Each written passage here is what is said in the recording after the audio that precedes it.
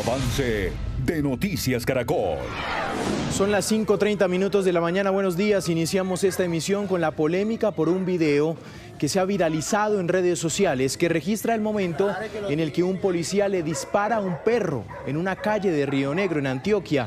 El hecho se presentó en medio de un procedimiento policial en el que se ve al animal ladrándole insistentemente al uniformado hasta que se aproxima y le muerde la bota del camuflado. El agente de inmediato le dispara en medio de los gritos de la gente.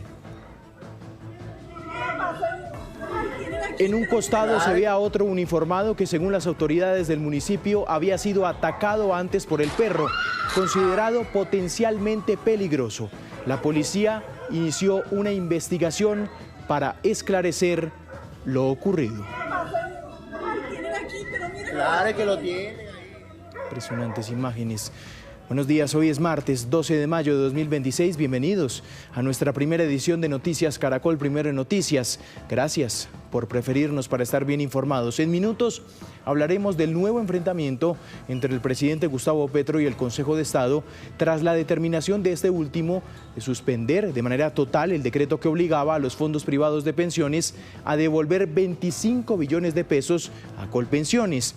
Y también comenzamos hoy con una serie de entrevistas que tendremos con los candidatos a la presidencia en la sala de redacción de Noticias Caracol, donde responderán preguntas de todo, desde los deportes hasta la política y la religión.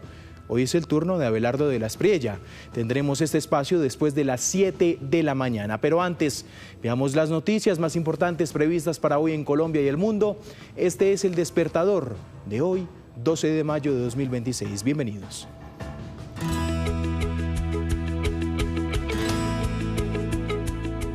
Un muerto y 6 heridos dejó una explosión en un sector del corregimiento El Plateado en Argelia, Cauca.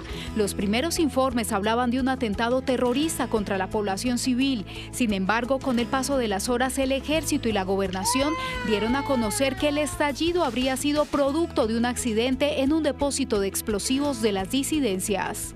Lo más importante.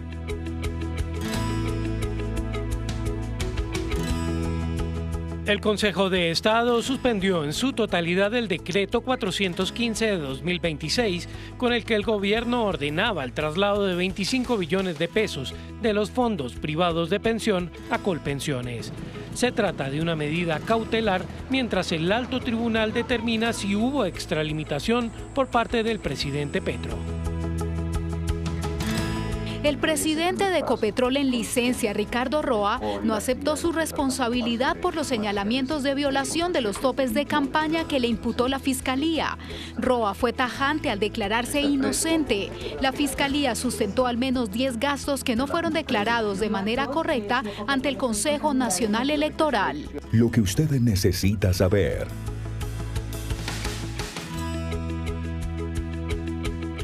La intervenida Nueva EPS anunció el inicio de operaciones de Drogas La Rebaja como nuevo gestor farmacéutico en varios municipios del país.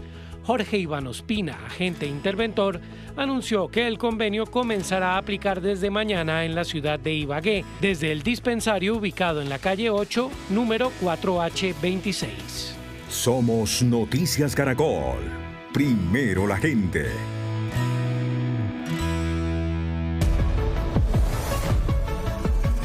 5:34, saludamos a nuestros televidentes que hasta ahora se suman a nuestra primera emisión de Noticias Caracol. Usted que ya está preparando su café listo para comenzar este nuevo día. Vamos a iniciar un recorrido por las regiones. Por supuesto, ya vemos a nuestros periodistas que también ya están listos con las noticias. Estamos viendo a nuestro ojo de la noche, Eduard Porras, a María Juliana Reyes, a Héctor Rojas desde el sur de la capital, a Mariana Rodríguez desde Medellín, John Alex Senado desde la capital del Valle del Cauca, Argemiro Pion allí desde la capital del Atlántico, Tatiana Rodríguez desde la capital de Bolívar, allí en Cartagena. Y arrancamos con nuestro ojo de la noche, Eduard Porras. Antes, don Eduard, muy preocupante el caso de inseguridad que usted constató allí en el centro de la capital. Adelante. Mi querido Juan Camilo, qué gusto saludarlo, señor. Muy buenos días. Buenos días para todos los televidentes de Noticias Caracol y gracias por madrugar con nosotros. Tengo que contarles algo. Juan Camilo no sabe preparar tinto, pero es el único de la mañana que trae almojábanas Qué almojábanas tan deliciosas, Juan Camilo, de verdad, muchísimas gracias. Y efectivamente vamos a hablar de esas noticias, esos hechos que fueron noticia en Bogotá en las últimas horas. Arrancamos con ese millonario robo que ocurrió dentro de un centro comercial en pleno centro de la ciudad, ¿lo pueden creer? Simplemente les voy a decir, a espaldas está la Plaza de Bolívar, a 2 calles está el CAI de la Policía Bolivia, a calle y media está el Museo de la Policía. Quedan todas las entidades ahí y se robaron más de 100 millones de pesos en joyas, en oro. En unos minutos les voy a contar de los delincuentes que utilizaban prendas de la policía y además, lo más grave, el estado de salud del dueño del local que recibió un impacto de bala y se debate entre la vida y la muerte hasta ahora. Ya les tengo los detalles de todo lo ocurrido en el sector de la Candelaria, porque hablaremos también de unos delincuentes que están haciendo de las suyas en el sur de la ciudad y que van en taxi. Miran las motos que están frente a las viviendas, miran las motos que están en los andenes, se las roban, pero les voy a contar cuál es ese modus operandi, ese modo de operación de estos criminales y lo que viene ocurriendo en Ciudad Bolívar. Pero también de las capturas ayer en Transmilenio. Ustedes lo pueden creer que retuvieron a un hombre que vendía drogas dentro de Transmilenio, lo que dice la policía, bichas, tacos de marihuana. En unos minutos la misma comandante de Transmilenio nos cuenta los detalles y de cómo sorprendieron a este delincuente. Así que en unos minutos las historias y todo lo que ocurrió en Bogotá y Cundinamarca, mientras que ustedes dormían. Muy atentos con las noticias. Don Eduardo, las almojábanas eran para repartirlas, no eran solo para los productores que no han llegado. Pensé que eran para esta sala, Juan Camilo. Vamos a estar atentos con las noticias de nuestro Ojo de la Noche. Vamos a ver el clima antes de saludar a nuestra María Juliana Reyes. El clima para hoy en la capital, soleado. 10 grados la temperatura mínima, 17 grados la temperatura máxima, pico y placa para hoy, las placas terminadas en 1, 2, 3, 4 y 5. Hoy el clima en la capital. María Juliana, usted nos tiene más noticias. ¿Qué está pasando a esta hora en Bogotá? Juan Camilo, muy buenos días. Pues le tengo noticias de servicio, unas noticias que sobre todo van a beneficiar a la localidad de Fontibón. Estamos hablando de que Transmilenio anunció que hay una nueva ruta, la ruta K338 El Refugio, que esta ruta lo que busca es reforzar esta operación hacia el portal de El Dorado. Va a funcionar únicamente de lunes a viernes y será en las horas pico de 5 de la mañana a 8 de la mañana, de 5 de la tarde a 8 de la noche para quienes vivan, por ejemplo, en el sector del Refugio, sus barrios aledaños, pues sepan que esta nueva ruta pues les va a servir para acercarlos más rápidamente también al portal El Dorado. Y vamos a continuar con más información porque en minutos les tenemos todos los detalles de cómo ha impactado también la inflación el precio de los alimentos. Hay un reporte del DANE que dice que ha estado impactando entonces esto en los hogares de los colombianos y nosotros les tenemos más información más adelante. Hablamos por supuesto con la gente y ustedes van a escuchar qué fue lo que nos contaron. Muy importante información de servicio, María Juliana, gracias. Vamos con Héctor Rojas. Héctor, porque usted hoy nos trae la noticia de esa luz de esperanza que se enciende para las familias de los agentes del CTI secuestrados por el ELN. Adelante, Héctor. Sí, señor Juan Camilo, y es que mire que en las últimas horas se reunió el ministro de Defensa, el director de la policía y la jefa de la mesa de negociaciones entre el gobierno con el ELN, buscando una salida para traer de nuevo a esos 2 agentes del CTI, de la Fiscalía, pero también a los 2 policías que también están en poder de esta guerrilla. ¿Qué es lo que dijeron en esas reuniones? ¿Qué dicen las familias acerca de esta luz de esperanza que se abre para que estas personas vuelvan a casa? En minuto, todos los detalles. Estaremos muy atentos de los resultados de esas reuniones, por supuesto. Héctor, vamos ahora a la capital de Antioquia. Antes vamos a revisar el clima hoy en Medellín, día soleado. Está empezando el fenómeno del Niño. 16 grados, temperatura mínima, 25 grados, temperatura máxima, pico y placa para hoy, placas terminadas en 0 y 3. Mariana, usted nos tiene las noticias damnificados por lluvia, por supuesto, allí en Urabá. Adelante. Juan Camilo, televidentes, pues sigue creciendo esa cifra de personas afectadas y damnificadas en la subregión del Urabá del departamento de Antioquia, producto de las intensas lluvias que no han parado allí en esa subregión y que irán por lo menos hasta finales de este mes. Pues en las últimas horas el último censo indicó que ya hay más de 1.600 familias damnificadas en la subregión, siendo Apartado y Carepa los municipios más afectados. Esto recordemos como consecuencia del desbordamiento del río Vijagual, que ha afectado a cientos de viviendas y de personas que han quedado en la calle y sin cultivos justamente por estas inundaciones. Según la Gobernación de Antioquia, allí seguirá lloviendo por lo menos hasta mediados del mes de junio, por lo que han activado un monitoreo especial en la zona para evitar posibles emergencias y, por supuesto, poder atender esta calamidad pública. Mariana, y que lleguen las autoridades allí a esta región y les entreguen las ayudas que tanto necesitan. Vamos a la capital del Valle del Cauca. Clima para hoy, vamos a revisarlo allí en Cali. El clima nublado, 20 grados temperatura mínima, 31 grados temperatura máxima, pico y placa, placas terminadas en 3 y 4. John Alex, usted nos tiene hoy noticias de orden público. Adelante. Juan Camilo, audiencia, hace una mañana fría aquí en la ciudad de Cali, pero arrancamos en el municipio de Jamundí, en el corregimiento de San Antonio, porque 2 soldados resultaron heridos tras un ataque presuntamente de las disidencias de las FARC. Este ataque fue perpetrado con drones cargados con explosivos. Afortunadamente, las lesiones fueron leves, solo por esquirlas. Lo que reporta el ejército es que esos drones fueron derribados y que en el sector permanecen desplegadas las tropas. Ahora volvamos a la capital del Valle del Cauca, porque el Gaula Militar, el ejército y la fiscalía han capturado en las últimas horas a alias Davis, un hombre de 28 años que presuntamente sería integrante de las disidencias de las FARC y que, escuchen esto, de acuerdo a la investigación, lideraba inteligencia delictiva para perpetrar extorsiones y secuestros en diferentes municipios del Valle del Cauca. Se le vincula con el secuestro y posterior extorsión por 200 millones de pesos de un comerciante en el municipio de Tuluá, y también tendría relación con el secuestro de una profesional de la salud hace algunos meses en el municipio de Sevilla. Durante su captura fueron incautadas armas de fuego, panfletos extorsivos alusivos a esta estructura criminal y munición. Otro ataque con drones, John Alex. Gracias. Allí desde la capital del Valle del Cauca. Vamos ahora a la capital del Atlántico, en Barranquilla.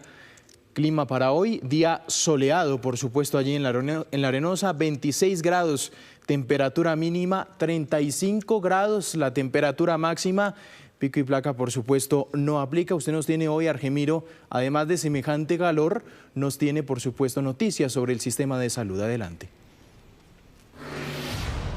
Así es, Juan Camilo, buen día. Mire, la Gobernación del Atlántico dio un ultimátum a las EPS y les dio un plazo hasta el 22 de mayo para que presten todos los servicios de salud en cada uno de los municipios del departamento. Esto después de que miles de usuarios se quejaran de que les toca trasladarse a otros municipios, incluso aquí a la ciudad de Barranquilla, para poder realizarse estudios de laboratorio o alguna cita con especialistas, porque dicen que sus EPS no presta esos servicios allí en los municipios donde ellos viven. Dice la Secretaría de Salud del departamento que muchos de los hospitales que están ubicados en los municipios están en la capacidad de prestar estos servicios, solo es que las EPS los contraten, por eso les dieron plazo hasta el 22 de mayo para que presten todos esos servicios en cada uno de los municipios del departamento.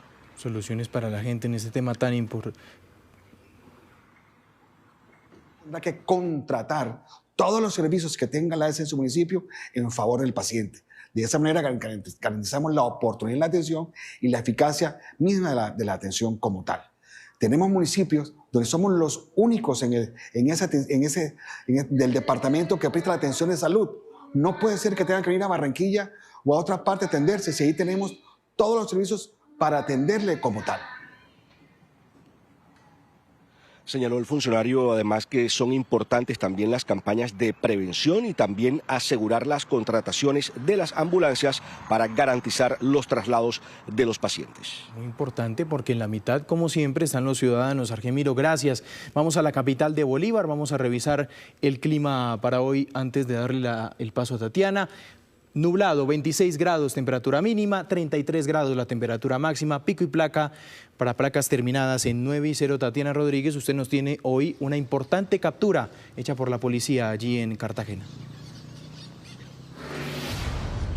Juan Camilo, televidentes, muy buenos días. Así es, la noticia en la capital de Bolívar tiene que ver con la captura de 2 presuntos delincuentes en el municipio de Arjona. Según la policía del departamento de Bolívar, estas 2 personas, conocidas como alias Moisés y alias Alex, tenían azotados a los comerciantes y a la ciudadanía en general en este municipio. Serían responsables de al menos 30 hurtos en esta parte del departamento de Bolívar y fueron capturados luego de cometer un hurto, al parecer en un restaurante. El hecho quedó registrado en un video de cámara de seguridad, como ustedes los pueden ver en pantalla, y que muestra el momento en el que los 2 delincuentes llegan al lugar. Uno de ellos se baja con arma en mano e intimida a la víctima, despojándolo de sus pertenencias. Ambos fueron dejados a disposición de la Fiscalía General de la Nación por el delito de hurto y posteriormente un juez de control de garantías les dictó la medida de aseguramiento en centro carcelario.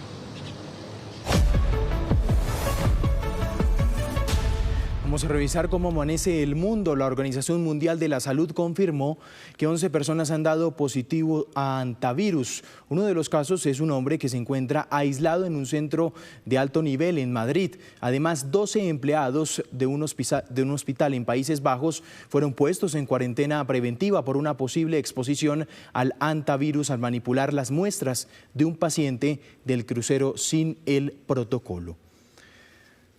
También en Estados Unidos, un nuevo tiroteo se presentó en una avenida de Cambridge, en Massachusetts. Un hombre de 46 años que deambulaba con un arma en medio de la autopista abrió fuego contra varios vehículos, donde 2 personas resultaron heridas y se encuentran en estado crítico en un hospital. El sospechoso fue abatido por un civil y varios oficiales de policía que llegaron al lugar del ataque.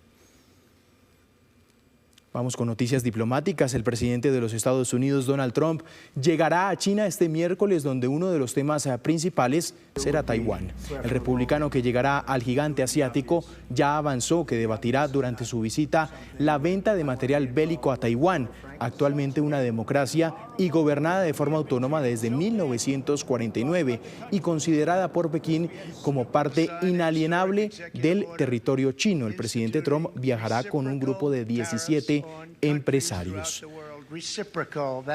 Y en Florida, más de 4.500 hectáreas de bosque siguen siendo consumidas en los Everglades, allí en el estado. Las autoridades luchan y han logrado contener el 50% de las llamas y prevén que las lluvias previstas para los próximos días ayudarán a los bomberos a contener las llamas en uno de los ecosistemas más grandes del país norteamericano.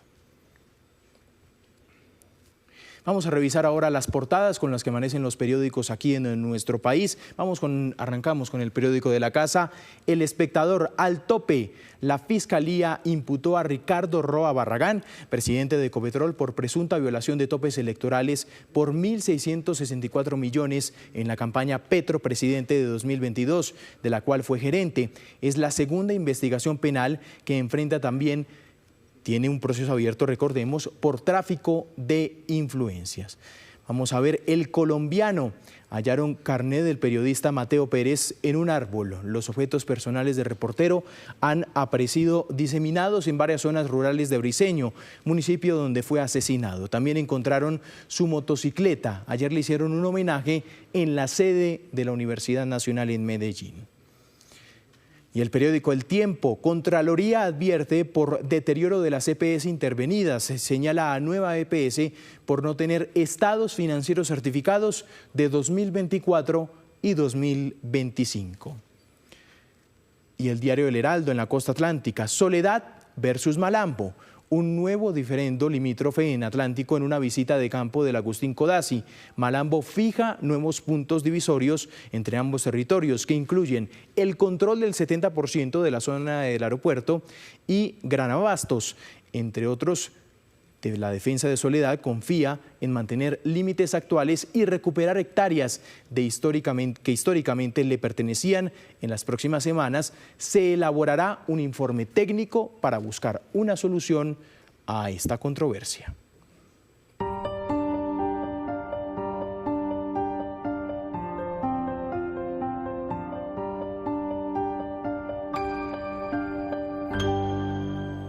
Ya son las 5:49 minutos de la mañana. En la Catedral Primada de Colombia se realizaron las exequias del ex vicepresidente Germán Vargas Lleras. A la familia del estadista la acompañaron varios expresidentes de la República y miembros de todos los sectores políticos. En representación del gobierno estuvo la vicepresidenta Francia Márquez.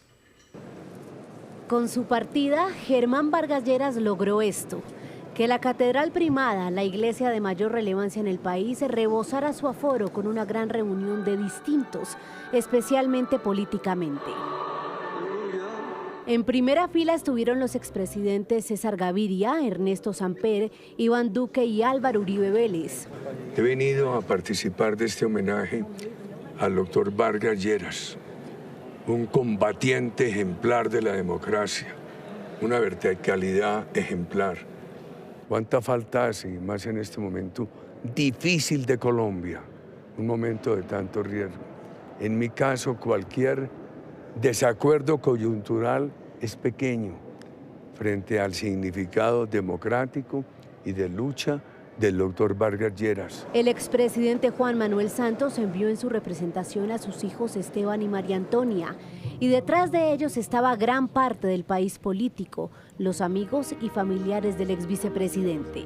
Mirad qué amor nos ha tenido el Padre para llamarnos hijos de Dios. Y al frente, en el ala izquierda de la catedral, la única representante del gobierno, la vicepresidenta Francia Márquez, que estuvo presente toda la ceremonia y luego le dio este abrazo a Clemencia, única hija de Vargas Lleras.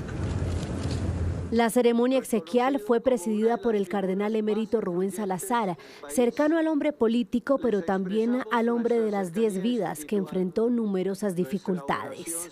Germán fue consciente de que todas sus capacidades desplegadas para el servicio de Colombia, toda su entrega generosa, todo su servicio al país eran un don de Dios, que lo había hecho instrumento de bien y de transformación en la construcción de una nación más justa, más fraterna, más solidaria, de una nación en paz. Y estas palabras fueron acompañadas luego por las notas de El Guerrero, la canción asociada a su vida de lucha.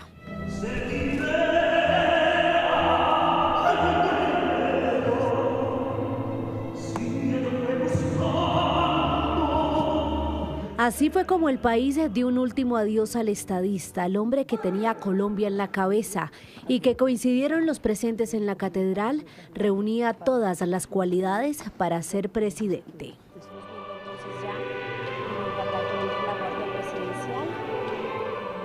Y antes de finalizar la cámara ardiente en el Palacio de San Carlos, Clemencia, la única hija de Germán Vargas Lleras, habló con Noticias Caracol en Vivo.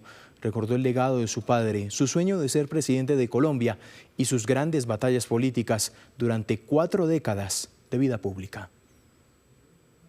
Gobernarán naciones, someterán pueblos y el Señor reinará sobre ellos eternamente. Con la lectura del libro de la sabiduría, Clemencia Vargas le dio el último adiós a su padre Germán Vargas Lleras.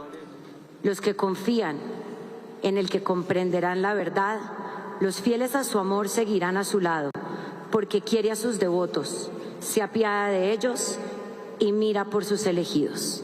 Palabra de Dios. Te alabamos, Señor. Se trata de la única hija del líder político, la niña de sus ojos, quien lo recuerda como un padre amoroso que siempre estuvo ahí para cuidarla en medio de una vida llena de ocupaciones propia, de la actividad política y de su pasión por construir un país mejor. Pero mi padre siempre, desde que me gradué de la universidad, me dijo: ¿y usted en qué va a trabajar? ¿Usted qué va a hacer? Hasta acá llegó el chorro. Y a pesar de ser una gran consentida de su corazón, me formó como una gran persona y una gran profesional, y eso se lo agradezco profundamente. Con tristeza, pero al mismo tiempo con orgullo, enaltece el legado de su padre, un hombre aguerrido y fuerte, que es recordado incluso por sus contradictores políticos como un verdadero estadista. No solamente la cantidad de acueductos, aeropuertos, carreteras, viviendas que le devolvieron la dignidad a muchas familias, y como el gran ejecutor que fue, deja una huella más allá del poder, sino como ser humano, como el gran padre, el gran abuelo, el gran amigo de sus amigos, que fue y que para siempre lo recordaremos. Clemencia y su familia esperan que el legado de más de 40 años en el sector público sirva de guía para construir un mejor país. Es un momento para recordar el legado que nos deja el amor por Colombia y sobre todo él como un gran mentor que dejó huella en tantas personas. Y el gran resultado de eso no ha sido solamente todo lo que ha hecho, sino también el compromiso de tantos trabajadores incansables que llevan 20, 30, 40 años con él. Uno de sus sueños siempre fue ser abuelo, y Clemencia logró darle esa felicidad. Alguien me decía que el último año tal vez fue el más feliz para Germán Vargas Lleras porque él quiso ser abuelo y usted le dio esa alegría. El más feliz y el más duro. Ocupó todos los cargos públicos más importantes de ese país. Le faltó la presidencia y la gente lo lamenta. Sí, lamentablemente no lo vimos ser presidente y hoy, tardíamente, la gente lo comprueba, lo recuerda. Esperemos, ya que no le dimos la oportunidad de él hacerlo, como nuevamente lo repito, que podamos dejar ese legado de elegir bien. Colombia despidió a Germán Vargas Lleras en medio de una ceremonia en la que se reencontraron amigos, colegas, familiares y distintas ideologías políticas. Su último adiós dejó imágenes como esta, un abrazo sentido y caluroso entre Clemencia Vargas y la vicepresidenta Francia Márquez, quien en la política ha estado en una orilla ideológica distinta a la de Vargas Lleras. Agustín, el último gran amor de Germán Vargas Lleras. 5:56, vamos con más noticias. Un muerto y 6 heridos, entre ellos 2 menores de edad, dejó una explosión este lunes en el corregimiento del Plateado, en Argelia, en el departamento del Cauca. Según la Gobernación y el Ejército, la detonación se produjo en un depósito de explosivos de las disidencias. El alcalde del municipio investiga si fue un atentado.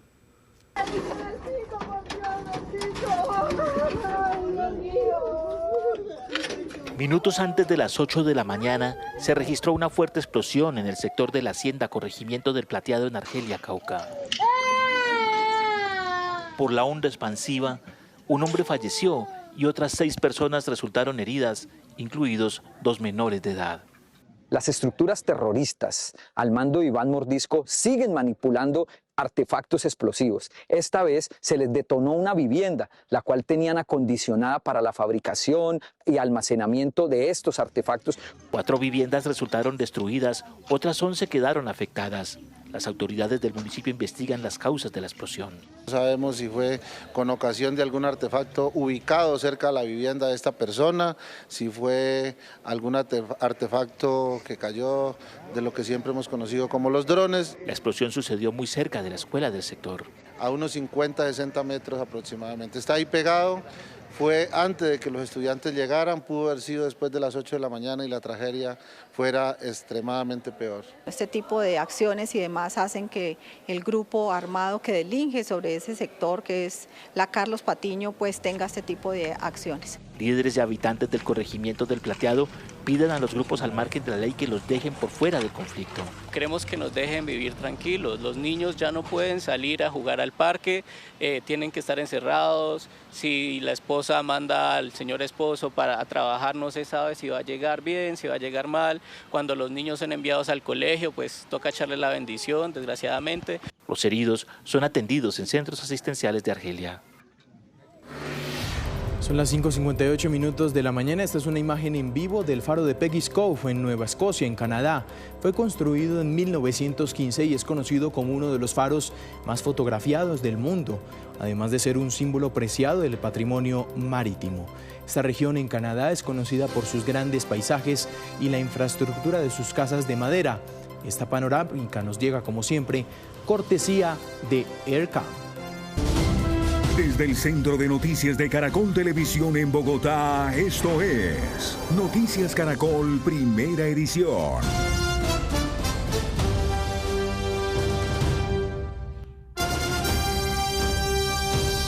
Son las 6:03 minutos de la mañana. Buenos días a los que se conectan a la primera edición de Noticias Caracol, primero la gente. Hoy es 12 de mayo de 2026. En minutos les tendremos detalles del choque del gobierno con la justicia y con los fondos privados por la polémica decisión del Consejo de Estado de congelar el traslado a Colpensiones de 5 billones de pesos correspondientes a los ahorradores que ya llegaron a su edad de pensión. Dice Colpensiones que esta determinación pondría en riesgo el pago de dichas obligaciones. Pero antes les contamos sobre la luz de esperanza que se abrió para los familiares de los funcionarios de la Fiscalía y los policías secuestrados por el ELN en Arauca. Héctor Rojas, usted nos tiene los detalles de una reunión de altos funcionarios del gobierno que buscan este objetivo. Adelante, Héctor. Juan Camilo, y esta reunión se cumplió en el Ministerio de Defensa por parte del ministro de Defensa, el director de la Policía y también la jefa de la mesa de negociación entre el gobierno y el ELN, Vera Grave. Ellos se reunieron para manejar los protocolos y saber qué pasos a seguir para traer de vuelta a estos cuatro funcionarios que llevan secuestrados 1 año y 10 meses en el caso de los policías de la Dijín. Veamos justamente lo que dice Vera Grave sobre esta reunión y lo que viene de aquí en adelante para la liberación de estas personas. Aquí nos hemos reunido en el Ministerio de Defensa, con el ministro de Defensa, con el general Rincón y sus equipos y con la delegación, nuestra delegación en los diálogos con el ELN, para insistir en una ruta humanitaria y reiterarle al ELN que libere a los secuestrados en Arauca, que es fundamental ese gesto humanitario si queremos aclimatar la paz, si queremos aclimatar el diálogo. Y para decirle también a los familiares que no están solos, que siempre estamos buscando salidas para que sus hijos lleguen sanos, libres y salvos a su casa. Jesús Antonio Pacheco y Rodrigo Antonio López son los investigadores del CTI que fueron secuestrados el 8 de mayo del año 2025. Ya cumplen 1 año en poder del ELN. Los policías Frankie Hoyos Murcia y Jordi Fabián Pérez fueron secuestrados el 20 de julio. Están próximos a cumplir 10 meses en cautiverio en manos de este grupo guerrillero. ¿Qué dicen las familias sobre esta reunión? Escuchen ustedes. Solo le pedimos a Dios y a quienes tienen hoy en sus manos estas conversaciones que piensen en las familias que llevamos 1 año y unos días esperando un abrazo, una llamada, una señal de vida de nuestros seres queridos. Que estas reuniones se dé bajo un gesto humanitario para que Jesús Antonio Pacheco Oviedo y sus compañeros regresen sanos y salvos a sus hogares, a donde su familia. Con mucho agrado recibo el comunicado del señor ministro de Defensa al entrar en diálogos con los señores del ELN para la pronta liberación de mi hijo. Espero con ansias que esto se lleve a cabo para la pronta liberación de mi hijo y los demás retenidos por este grupo, para que ellos puedan regresar sanos y salvos a casa.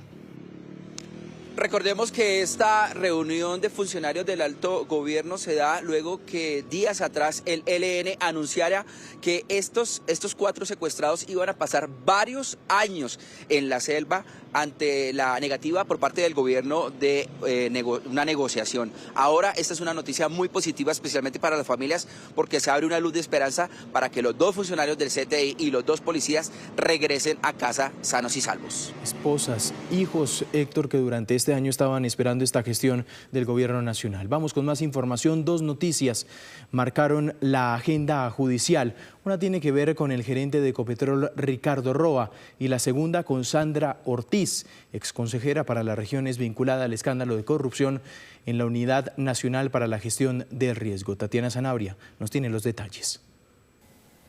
¿Qué tal? Muy buenos días. Así es, el día de ayer se llevó a cabo varias diligencias. La primera tiene que ver con Ricardo Roa, que se declaró inocente de los cargos imputados por la Fiscalía General de la Nación. Estamos hablando en esta oportunidad de violación de topes de campaña. Según el ente acusador, mientras fue ese ordenador de gasto, el gerente de la campaña Petro Presidente para el año 2022, presuntamente pues habría excedido esos topes de gasto electoral que exige la norma. Estamos hablando para primera vuelta vuelta aproximadamente de 1.400 millones de pesos y para segunda 276 millones. La Fiscalía señala que ese gasto principalmente se destinó para lo que es pagos en hoteles, hospedajes en hoteles, ruedas de prensa, alimentación, logística y transporte. Lo que dice la Fiscalía es que ahora lo que sigue es llamarlo a juicio, que se espera que se dé en los próximos meses. Hay que tener presente o recordar que Ricardo Roa también enfrenta otro proceso penal en este momento. Estamos hablando del presunto delito de tráfico de influencias, esto en el marco de su trabajo como gerente de Ecopetrol. La segunda noticia que se originó tiene que ver con Sandra Ortiz, porque un juez de garantías de Bogotá le otorgó la libertad por vencimiento de términos. Sandra Ortiz es vinculada por la Fiscalía al escándalo de corrupción en la Unidad Nacional para la Gestión del Riesgo. Le fueron imputados 2 delitos, tráfico de influencias y también todo lo que tiene que ver con lavado de activos. Esto generó una reacción inmediata por parte del presidente de la Corte Suprema de Justicia. Escuchemos. Es totalmente desafortunado que estas situaciones se presenten y estamos viendo que hay distintas interpretaciones en el conteo de los términos. La Fiscalía, en medio de esta audiencia, apeló la decisión del juez. Sin embargo, se espera que en las próximas horas se dé esa boleta de libertad a Sandra Ortiz.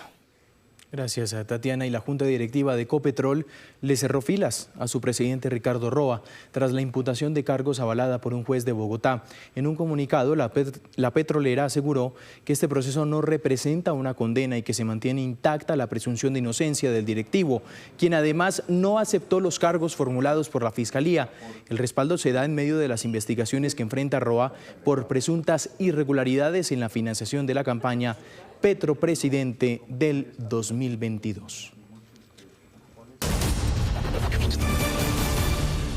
Vamos a revisar a esta hora el clima en el país gracias a nuestro canal Clima. En Bogotá ya se está viendo que empieza el fenómeno del Niño, día parcialmente soleado, temperatura mínima 10 grados, temperatura máxima 17 grados. En Cali, nublado, temperatura mínima 20 grados, temperatura máxima 31 grados. En Manizales, parcialmente nublado, temperatura mínima 15 grados, temperatura máxima 23 grados. En Popayán, día soleado, temperatura mínima 15 grados, temperatura máxima 25 grados. En Bucaramanga, día nublado, temperatura mínima 21 grados, temperatura máxima 28 grados. Vamos ahora por regiones. En el Caribe, parcialmente nublado, la región andina estará nublado, en la región pacífica parcialmente nublado, en la Orinoquía parcialmente nublado y en la Amazonía estará nublado. El clima en el país para hoy. Son las 6:21 de la mañana. Le damos la bienvenida a quienes se unen a esta primera edición de Noticias Caracol. Daniela Pachón, buenos días. Juan Camilo, televidentes, buenos días. Sí, señor, seguimos saludando a quienes están llegando a esta, la primera emisión. Bueno, Juan Camilo, hoy tenemos martes de estreno.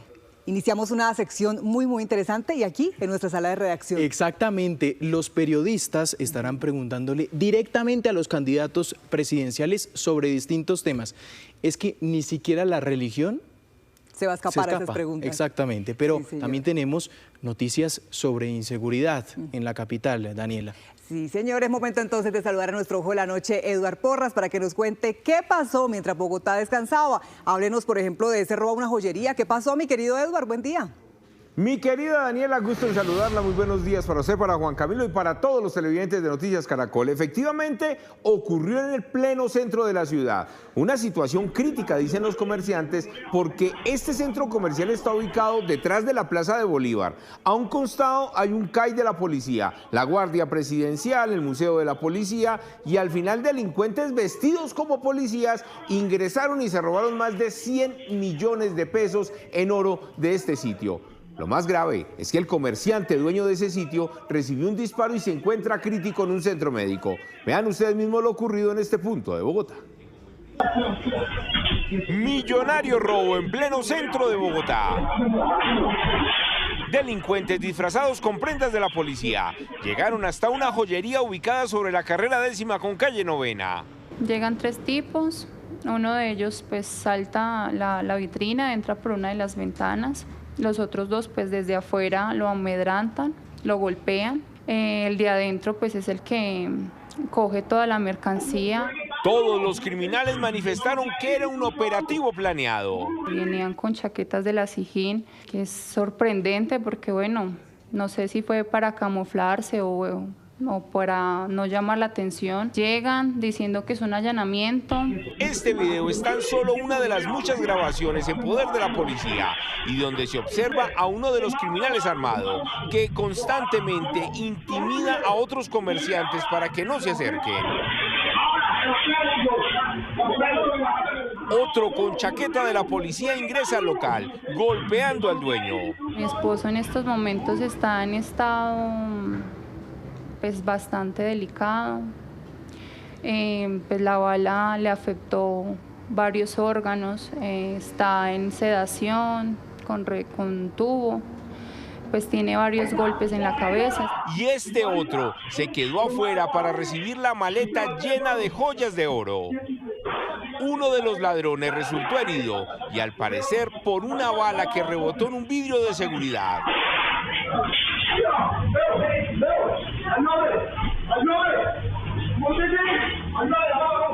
Él mismo le pidió a su compinche que lo llevara hacia la moto que lo estaba esperando sobre la carrera 10ª.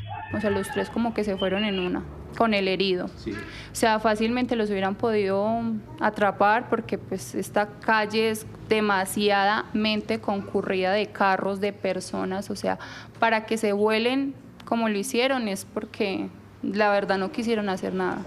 Según las víctimas, una patrulla de la policía que estaba afuera no reaccionó. No pudieron hacer nada, que porque había muchos civiles o que porque no pertenecía pues a la localidad. Bueno, mil excusas. Más de 100 millones de pesos en joyas y todo a unas calles de la Plaza de Bolívar y a unos metros del CAI Bolivia. Y aún no han hecho nada, o sea, nada. No he visto. ¿Qué pide usted a las autoridades? Justicia, pido que se haga justicia por él, por nosotros, por todo lo que estamos viviendo en este momento. El dueño del local se debate entre la vida y la muerte y para colmo no hay indicios de los criminales.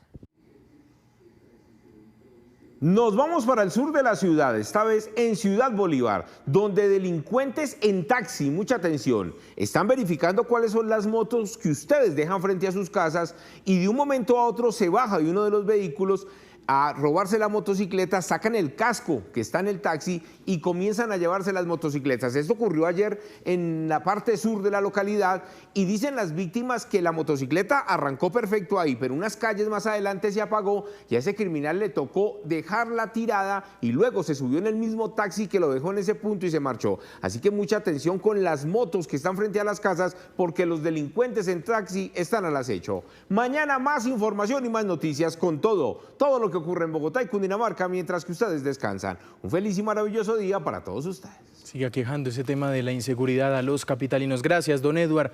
Vamos con más información. Colpensiones reaccionó a la decisión del Consejo de Estado de suspender provisionalmente el traslado de los dineros de fondos privados a esta entidad pública. En un comunicado, Colpensiones expresa su preocupación por esta suspensión y afirma que genera un grave impacto sobre la sostenibilidad del sistema pensional colombiano. Además, advierte que esta decisión bloquea al sistema al suspender en su totalidad el decreto 415 de 2026. Colpensiones enfatiza en que no resulta financieramente sostenible ni jurídicamente exigible el pago de las obligaciones pensionales de un usuario que se traslade a esa administradora. El ministro de Trabajo, Antonio Sanguino, también se pronunció y advirtió sobre una eventual suspensión en el pago de pensiones. Habla el ministro. Con esta decisión, y queremos hacer responsable al Consejo de Estado de ello, se está poniendo en riesgo la pensión de estas 25.000 personas. Seguramente, los ahorradores, los trabajadores, los pensionados que se van a quedar sin la pensión de Colpensiones, porque Colpensiones no tiene cómo pagarlas si sus recursos siguen estando atrapados en los fondos privados, pues van a interponer acciones como, por ejemplo, acudir al recurso de la tutela. Y justamente a las 6 de la mañana, 27 minutos, tenemos contacto con Andrés Velasco. Él es el presidente de Asofondos. Bienvenido, doctor Velasco. Buenos días, muchas gracias por tenerme acá. ¿Es cierto que está en riesgo el pago de las mesadas pensionales de aproximadamente 20.000 personas, como lo plantea el gobierno tras esta decisión de la Corte? Mire, este tema de los traslados, utilizando esta ventana de tiempo de 2 años que la reforma pensional dio para que las personas a menos de 10 años se trasladaran de Colpensiones a los fondos privados, pero también viceversa, generó cerca de 120.000 traslados de personas que estaban en los fondos privados a Colpensiones. Estos no son los traslados normales de la Ley 100. No son los traslados que nosotros hemos observado hace 30 años, en los que la gente se trasladaba y se llevaba los recursos. La Ley 100 decía que cuando la gente estaba más de 10 años de pensiones y se trasladaba, se podía llevar sus recursos. Estos traslados son diferentes, son unos traslados que autorizó la ley 2381 de la reforma pensional y que la misma ley determinó qué hacer con los recursos. Dijo, esos recursos no se pueden gastar en pagar pensiones de la ley 100, no se pueden gastar en pagar pensiones de los trasladados, esos recursos hay que ahorrarlos. Dicho eso, se han trasladado 120.000 personas, 20.000 tienen unas pensiones que cuestan 450.000 millones de pesos al año, los otros 100.000 que se trasladaron siguen cotizando y esas cotizaciones suman 600.000 millones de pesos.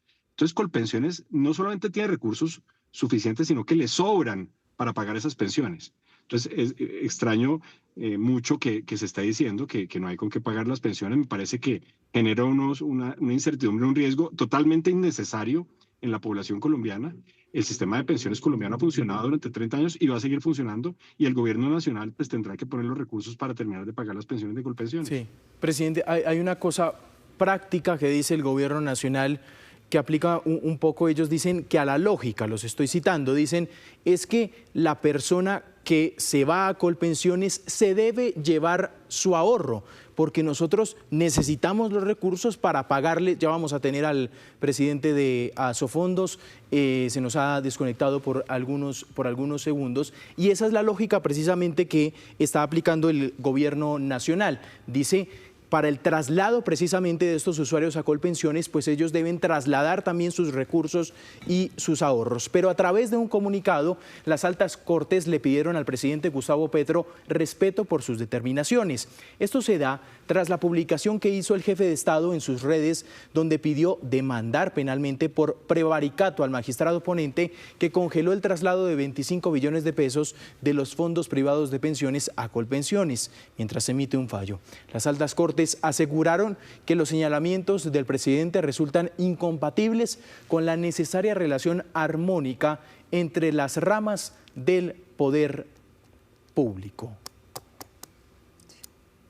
Esperamos seguir con esta charla, ¿no? Sí, y de hecho de que nos estaba respetando la Constitución, también decía la Corte, y la importancia de respetar también los poderes. Pero bueno, 7 de la mañana, 31 minutos. Tenemos comunicación de nuevo con el presidente de Asofondos, con Andrés Velasco. Que ya lo recuperamos. Ya está con nosotros. Yo alcancé a oír la pregunta, qué pena que se me desconectó.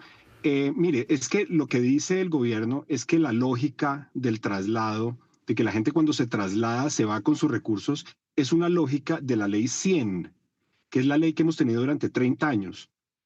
Estos traslados de los que estamos hablando son unos traslados que eran prohibidos, que no hubieran tenido ningún lugar en la ley 100. Estos traslados son de personas que están a menos de 10 años de pensión. Y estos traslados fueron habilitados por la ley 2381 y sigue una lógica diferente, el manejo de los recursos. Una lógica diferente que está consignada en la ley, que el gobierno propuso, que el gobierno llevó al Congreso, que el gobierno cabildió y logró aprobar en el Congreso de la República, que el presidente de la República sancionó, que es la ley 2381 en el artículo 76 y en el artículo 24, que dicen clarísimo, esos traslados no son para trasladarlos con los recursos. Claro, esos recursos son para Velasco, guardarlos, para guardarlos. Sí. Pero doctor Velasco, ¿qué sentido tiene que una persona que ya se pensionó no pueda recibir este dinero, que todavía pues tenga ese dinero en los fondos privados? Es que las pensiones de esas personas que se trasladaron ya no dependen de sus ahorros. Esas personas se trasladaron a Colpensiones y en ese régimen de pensiones, las pensiones provienen de los cotizantes contemporáneos. ¿Qué es lo que hace Colpensiones? Colpensiones coge las cotizaciones suyas y mías que estamos trabajando y paga las pensiones de las personas que están pensionadas. Colpensiones no utiliza los ahorros de esas personas que están pensionadas para pagar sus pensiones, porque ya se los gastó cuando se produjeron esas cotizaciones. Entonces, lo que está presentando el gobierno como un racionamiento lógico está utilizando una lógica de otra ley diferente a la que ellos pasaron y aprobaron para proponer una desacumulación del ahorro pensional que está consagrado en la ley y que es muy importante. Pero ahí tengo una confusión, de acuerdo a la explicación que usted me da, y es, entonces, ¿qué pasa con estos 25 billones de pesos? Los 5 últimos, digamos, y los 5 últimos que acaba de suspender el Consejo de Estado de gente que ya se pensionó, de acuerdo a la explicación que usted dice, que está en edad de pensión. Sí, perfecto. Mire, esos 25 billones de pesos están administrados por los fondos de pensiones en este momento, y cuando se cree el Fondo de Ahorro del Pilar Contributivo, se van a pasar al Fondo de Ahorro del Banco de la República, el Fondo de Ahorro del Pilar Contributivo del Banco de la República. Eso es lo que dice la ley.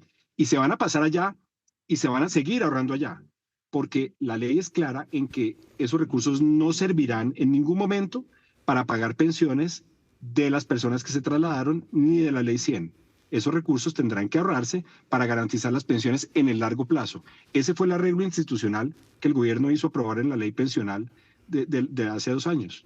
Pues con esta decisión y también con la posición del gobierno, la pregunta que también muchos colombianos estarán haciendo a esta hora es, ¿se puede suspender ese pago de sus mensadas pensionales, como lo ha dicho el gobierno? A mí me parece que no tiene ningún sentido, no tiene ninguna razón de ser que se produzca esa amenaza. La gente debe sentir certeza de que sus pensiones van a continuar llegando, porque los recursos de Colpensiones para pagar pensiones son suficientes, sobran con respecto a este grupo de 120.000 personas. Hay 100.000 que están cotizando, y por cada peso que se necesita pagar de esas pensiones de esos 20.000 colombianos, Colpensiones recibe 1.25 pesos.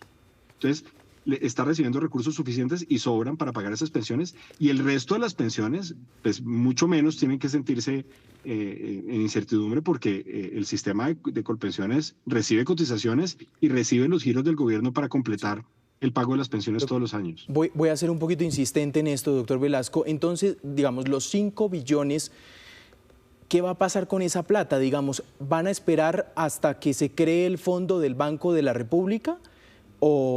Es que eso dice la ley. Es que no es que nosotros hagamos eso porque queremos hacerlo. Es que eso es lo que nos obliga la ley, a todos, pero doctor Velasco, a cuidar esos recursos y a guardarlos. Ahí. Entonces, ¿la ley quedó mal hecha? No, la ley quedó bien hecha, porque es que esos recursos tenemos que ahorrarlos. No, lo que pasa es que la ley está suspendida por la Corte Constitucional, y lo que le pedimos a la Corte es que lo más rápido posible solucione si la ley va a ser en su sabiduría, por supuesto, y en el sentido que ellos quieran, si la ley va a ser constitucional o no. Pero la ley quedó bien hecha porque es muy importante ahorrar esos recursos. Es que si no ahorramos esos recursos, no vamos a tener con qué pagar las pensiones, pero en el futuro. Porque hoy en día, para que Colpensiones pague una pensión mínima, necesita de 8 cotizantes del salario mínimo. Hoy en día hay 5 cotizantes. Esos 5 cotizantes no alcanzan para pagar esa pensión. El gobierno tiene que poner de su bolsillo plata para terminar de pagar pensiones de los impuestos. Y si no ahorramos, entonces en 15 años, cuando no sean 5, sino sean 3, y después en 25 años, cuando no sean 3, sino que sea 1, pues va a ser muy alta la carga, y se necesita ese ahorro para poder pagar esas pensiones. Por eso la ley quedó bien hecha, porque la ley decía esos recursos hay que ahorrarlos. Colpensiones tiene que pagar las pensiones hoy en día con lo que la ley dice que tiene que pagar las pensiones, que son las cotizaciones actuales y las transferencias del gobierno. Doctor Velasco, hoy la persona que está en edad de pensión se puede estar preguntando, esa plata que yo ahorré, que son los 5 billones de pesos, esos usuarios, ¿no tengo derecho a acceder a ellos? No tiene derecho a acceder a ellos, porque esos recursos, cuando él se pasó del régimen de ahorro individual solidario, él renunció a su cuenta de ahorro individual solidario, renunció en favor de la nación, de todos los colombianos que tenemos cédula, y dijo, yo me voy a Colpensiones a ganarme una pensión más alta en Colpensiones. Colpensiones tiene que pagármela según la ley, con las cotizaciones actuales de las personas que están afiliadas a Colpensiones y con las transferencias del gobierno, y al renunciar acepta que sus recursos van a ser ahorrados para garantizar las pensiones de las generaciones futuras. Esa es la decisión que las personas tomaron cuando se trasladaron de los fondos privados a Colpensiones. Y eso no lo digo yo, lo dice la ley. Y no cualquier ley, una ley que este gobierno presentó, que este gobierno llevó al Congreso, que este gobierno pasó, el Congreso lo aprobó, y que el presidente de la República lo sancionó. Eso dice esta ley, pues, que esos recursos hay sí, que ahorrarlos. Pues es el presidente de Asofondos, el doctor Andrés Velasco. Doctor Velasco, le agradecemos mucho contestar todas las preguntas a este tema que usted entenderá es tan inquietante para los colombianos y para el gobierno también. No, con todo el gusto del mundo, yo creo que tenemos que concientizarnos en Colombia que hay que ahorrar, porque el único sistema de pensiones sostenible es el que se cimienta en el ahorro. Ahorro público, ahorro privado, ahorro mixto, no importa, ahorro. Y lo que se protege ayer con el fallo del Consejo de Estado, con la decisión del Consejo de Estado, es precisamente el ahorro y la garantía de que usted, su generación, mi generación, va a poder soñar con que se van a pagar pensiones en el futuro. 6:48, gracias por seguir con nosotros. Hay polémica en Río Negro, en Antioquia, por la muerte de un perro en medio de un operativo policial. Mariana Rodríguez, ¿qué fue lo que pasó? Juan Camilo, esto pasó en el barrio La Convención del municipio de Río Negro a plena luz del día.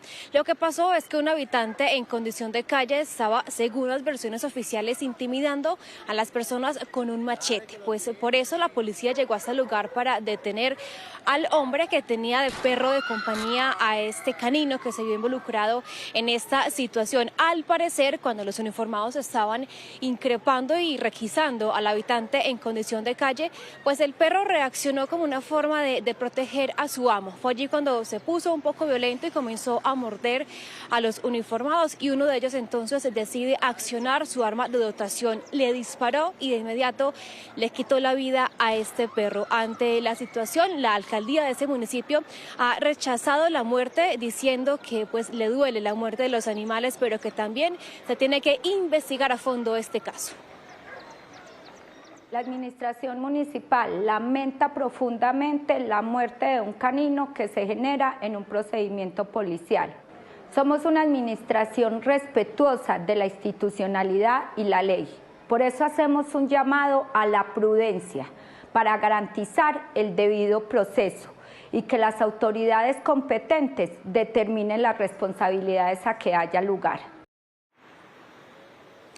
Y es que el caso ha generado tanto revuelo que en las últimas horas la Policía Nacional se pronunció diciendo que va a iniciar un proceso de investigación contra el uniformado involucrado, pero una vez se pueda recuperar de las heridas ocasionadas por el animal.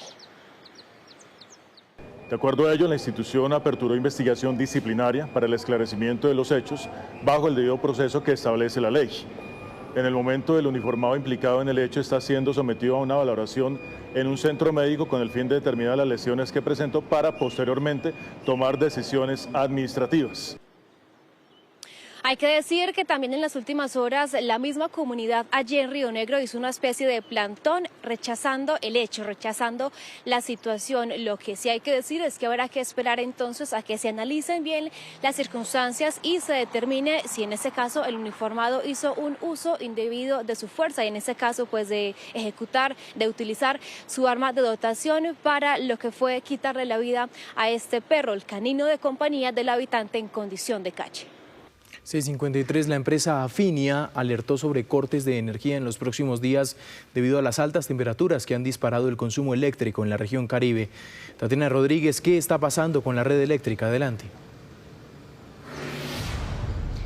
Juan Camilo, televidentes, miren, lo que explica la empresa Afinia es que ha habido un crecimiento de la demanda, sobre todo el último mes y también generado por la ola de calor que se registra en la costa Caribe. La demanda ha pasado del 1,4% al 9%, lo que representa un crecimiento exponencial y lo que mantiene al sistema eléctrico sobrecargado y que ya se encuentra al límite, según explicó la empresa Afinia. Por esto está advirtiendo de estos cortes en diferentes sectores de la capital de Bolívar y en otros municipios, pero también en los departamentos de Córdoba y Cesar. El gerente de Afinia, Ricardo José Arango, habló mayormente de este tema y explicó por qué esta sobrecarga.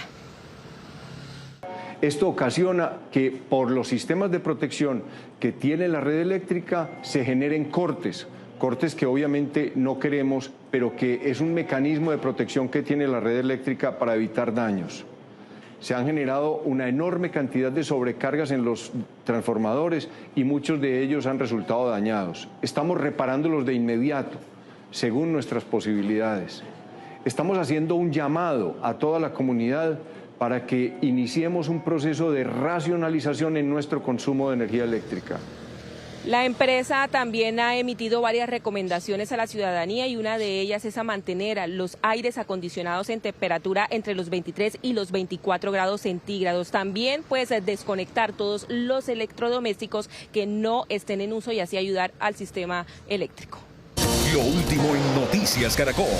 7 de la mañana a 3 minutos, mucha atención. Las fuerzas militares adelantaron una gigantesca operación militar en el Catatumbo contra el ELN, operación que habría dejado al menos 7 guerrilleros muertos. Richard Quiñones, ¿qué se sabe hasta el momento?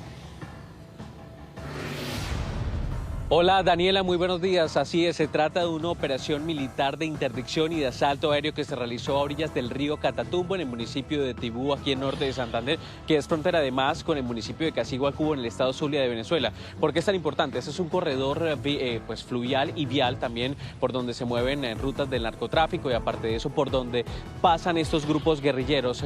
Las fuerzas militares se llevan buscando a alias Sucre, que hace parte del Frente Luis Enrique Guerra del ELN. Ellos son los encargados de brindar seguridad para que puedan pasar sin ninguna novedad o sin ningún inconveniente guerrilleros desde Venezuela hacia Colombia. Buscaban 2 campamentos, llegaron hasta este sitio y empezó el operativo que deja al parecer 7 guerrilleros muertos, dice inteligencia militar. Sin embargo, no se lograron recuperar los cuerpos porque estos mismos guerrilleros se llevaron a estos cadáveres en medio de ataques con drones cargados con explosivos. En el sitio, en estos 2 campamentos, hallaron pues lo que se conoce como el equipo para realizar estos drones, también pues los elementos que utilizan estos guerrilleros para atacar a la fuerza pública y a las comunidades y sobre todo esa guerra que lleva 16 meses con las disidencias del Frente 33 de las FARC.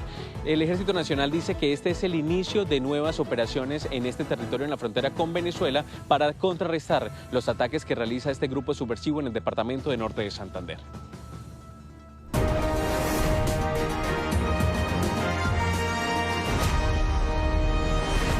7:04 minutos de la mañana. Colombia decide 2026. En este momento faltan 19 días, 55 minutos y corren los segundos para que se abran las urnas el domingo 31 de mayo, cuando decidiremos quién será el próximo presidente de Colombia o qué candidatos pasan a la segunda vuelta. Y hasta ahora les presentamos una parte de la entrevista que le hicieron los periodistas de Noticias Caracol a Abelardo de la Espriella. Aquí están los candidatos en sala de prensa. Bueno, hasta el día de hoy los candidatos en Noticias Caracol habían estado del otro lado, allá en nuestro estudio, en la silla principal, respondiendo las preguntas. Y hoy vamos a cambiar un poco la dinámica. Están aquí en sala de prensa de Noticias Caracol, donde los periodistas, los directores de las principales secciones de nuestro noticiero les van a plantear las preguntas. Este es el corazón, el motor de este noticiero y nos acompaña en primer lugar el candidato Abelardo de la Espriella. Doctor de la Espriella, bienvenido. Camila, gracias por la invitación. Es un placer estar aquí y con esta nómina de lujo. Eso le iba a decir. Pero además siempre me ponen a estrenar las secciones nuevas. Yo no sé si es por... Me parece muy bien, fantástico. Usted fue el primero que nos confirmó. Sí, fíjate. Entonces se lo agradecemos y mire, se le midió entonces. Tenemos aquí el grupo de tremenda periodistas. Nómina, la Selección Colombia. Esta es la nómina y le vamos a plantear preguntas sobre todos los temas. Para que listo. usted exponga ahí sus propuestas. Sí. Pero antes quiero iniciar preguntándole por el tema que hemos visto en los últimos días, candidato, y es que lo hemos visto no solo a usted, sino también a los integrantes de su campaña peleando mucho, incluso con los del mismo sector, con la derecha. ¿Qué es lo que está pasando ahí? Eso no es del todo cierto porque yo no he peleado con nadie. Solamente 2 trinos cruzados con Paloma para aclarar una posición sobre los debates y para ratificarle que la considero una mujer correcta, honesta, patriota. Pero de resto no he dicho nada. Imagínate tú, Paloma no puede controlar al suegro, al cuñado, a los senadores de la bancada del Centro Democrático que todos los días me atacan. Pero usted tampoco a su gente. Pero a ver, mi gente son los seguidores. Ellos no están controlando, Paloma no puede controlar a su suegro y a su cuñado. Y no estoy diciendo que Paloma les mande, lo que estoy diciendo es que es difícil controlar a la gente cuando de política se trata. Ahora bien, en mi movimiento, que es Defensores de la Patria, esto no es con disciplina de perro. Esto es un movimiento democrático, aquí la gente tiene derecho a opinar. Yo lo que sí tengo claro es que respondo por lo que digo yo, por lo que afirmo yo, no puedo responder por lo que dice un tercero, así me apoye. Lo cierto es que aprovecho los micrófonos del canal Caracol para pedirle a todos que se calmen, que la cojan suave, como decimos en el Caribe colombiano, porque al final del día estoy seguro que Paloma va a terminar aquí apoyándome. De tal suerte que tenemos que cuidar. No hay ninguna posibilidad. Oye, lo que te digo va a quedar grabado. Paloma va a terminar aquí y yo estaré gustoso de recibirla. Bueno, entremos en materia, ¿le parece? Pero por supuesto. Vamos a hacer así la ronda de preguntas inicial. Sí. Entonces, Malú le tiene pregunta al candidato de las primeras. Yo lo voy a sacar del corte político. Candidato, usted era ateo. Sí. ¿En qué momento de su vida tuvo ese rapto místico como San Pablo de Tarso y se convirtió al cristianismo? De hecho, lo vimos llorando no hace mucho ante el Señor de los Milagros en Buga. He sido un tipo disciplinado, un hombre de familia, organizado. No tengo vicios de ninguna clase. A mis 47 años me llena de honor decir que nunca he probado una droga. Lo más fuerte que he probado es Advil. De ahí no he pasado. Mi mujer lleva 19 años conmigo y nunca me ha visto borracho. He tenido una vida tranquila, una vida disciplinada y una vida de familia. La conversión al catolicismo y a la creencia general, porque yo tengo una visión ecuménica de la religión. Respeto el rito cristiano y me gusta, respeto el rito católico, el rito judío. Al final es el mismo Dios. Ocurre por un evento familiar en donde muere una persona muy cercana que era la hermana menor de mi madre, Beatriz. Llevábamos toda la vida juntos desde niños. Pero para darte la prueba, porque es que sobre esto me han preguntado repetidamente y lo he explicado muchas veces. Hay una canción mía que yo grabé que se llama, que no es mía, es por supuesto un cover, que se llama Aleluya, que yo grabo en mi voz en honor y en alabanza a Dios, y esa canción tiene más de 5 años grabada. Está en YouTube, ahí está la prueba. Cuando yo ni siquiera pensaba en aspirar a la presidencia de la República. Dice que no ha probado ninguna droga, no ha cometido ningún pecado capital. ¿Se acuerda cuáles son los pecados capitales? Sí, a lo mejor decía la mujer del prójimo en algún momento. La lujuria. Sí, claro, pero por supuesto, claro. ¿Con cuál de estos pecados capitales se identifica? Que son gula, orgullo. Sí, claro, lo he envidia. Padecido. No, jamás. De eso ¿Envidia sí nunca? No, cariño, yo estoy bien segurito de lo que tengo y para dónde voy. ¿Avaricia? No. ¿Lujuria? Sí, con cojón. ¿Pereza? Jamás, no aguanto un flojo. ¿Gula? Depende. ¿Ira? Sí, bastante. Pero si me preguntas por los escapularios, aquí hay uno que otro. Aquí tiene varios ahí. Aquí está San Miguel. No, pero a ver, me preguntaste, no, te estoy respondiendo. O sea, ¿Y San todo Miguel, eso es nuevo en campaña? No, no es nuevo. Pero ¿viste dónde está el veneno? Te estoy diciendo. No, le pregunto María Camila, si se los han regalado durante... No, algunos sí, otros no. La conversión fue hace 5 años. A ver, este es San Miguel Arcángel. Este es el milagroso de Buga que tanto me conmovió. Si tienes la explicación, te la recibo porque me pareció muy místico. Este es San Benito. Esta es la armadura de Dios, Efesios 6. Esta es la Virgen. Y este es el Zohar, que hace parte del Antiguo Testamento de los judíos, que aquí lo llevo. Entonces, como pueden ver... Está bien protegido. Miren, yo no soy capaz de defender nada en lo que no crea. Y lo que ven es lo que hay, y lo que ocurrió con mi conversión fue lo que evidentemente pasó. Al final no son los tiempos de uno, son los tiempos de Dios. Bueno, y eso ayuda para los boticos también. Bueno, si tú lo ves así, yo lo veo más de otra manera. Probablemente tú lo veas de esa forma. Pero yo creo que esta no solamente es una guerra política, es una guerra espiritual. Y en eso es fundamental la creencia y además la decisión de enfrentar como corresponde esta batalla, porque insisto, también es espiritual. Candidato, vamos a pasar entonces ya a otro mundo del religioso, nos movemos más hacia el deportivo. Don Javier Hernández Bonet. Yo tengo palanca con la madre Laura, si quieres le doy referencias. Estoy pendiente de ir claro, sí. Al santuario de la madre Laura, me encantaría. Sí.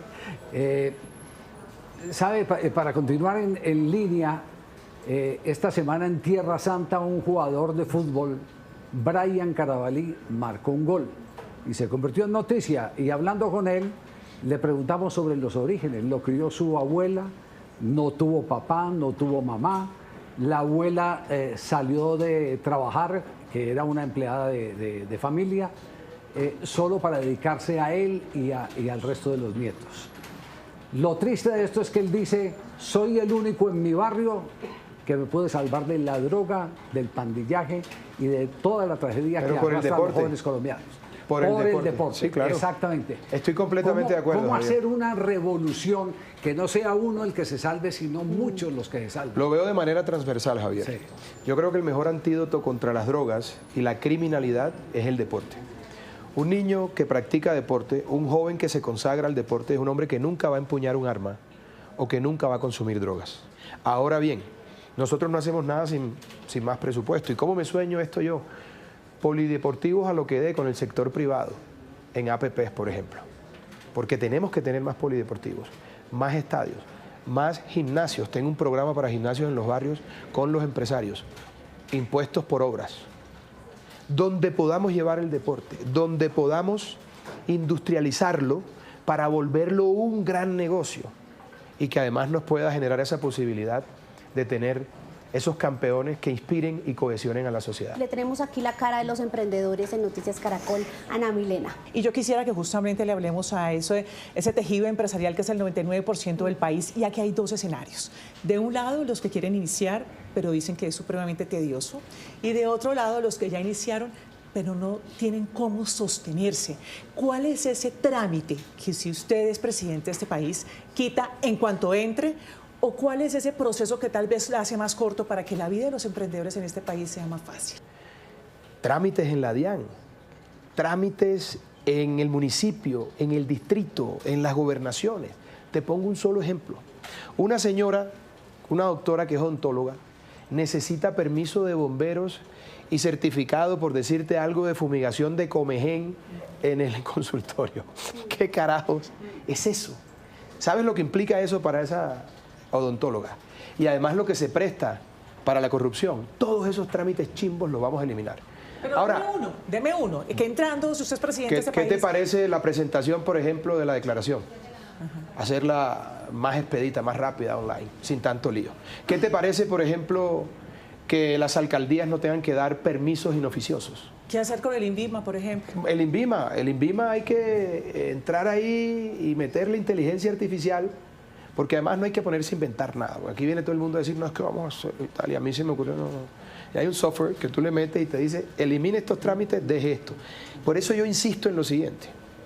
Todo el mundo sabe lo que hay que hacer. Todo el mundo sabe cuáles son los problemas. Si tú no sabes cuáles son, te metes al chat GPT y te dice, el tema es quién se atreve a hacer eso. Al Estado colombiano le sobran más de 700.000 contratistas y empleados.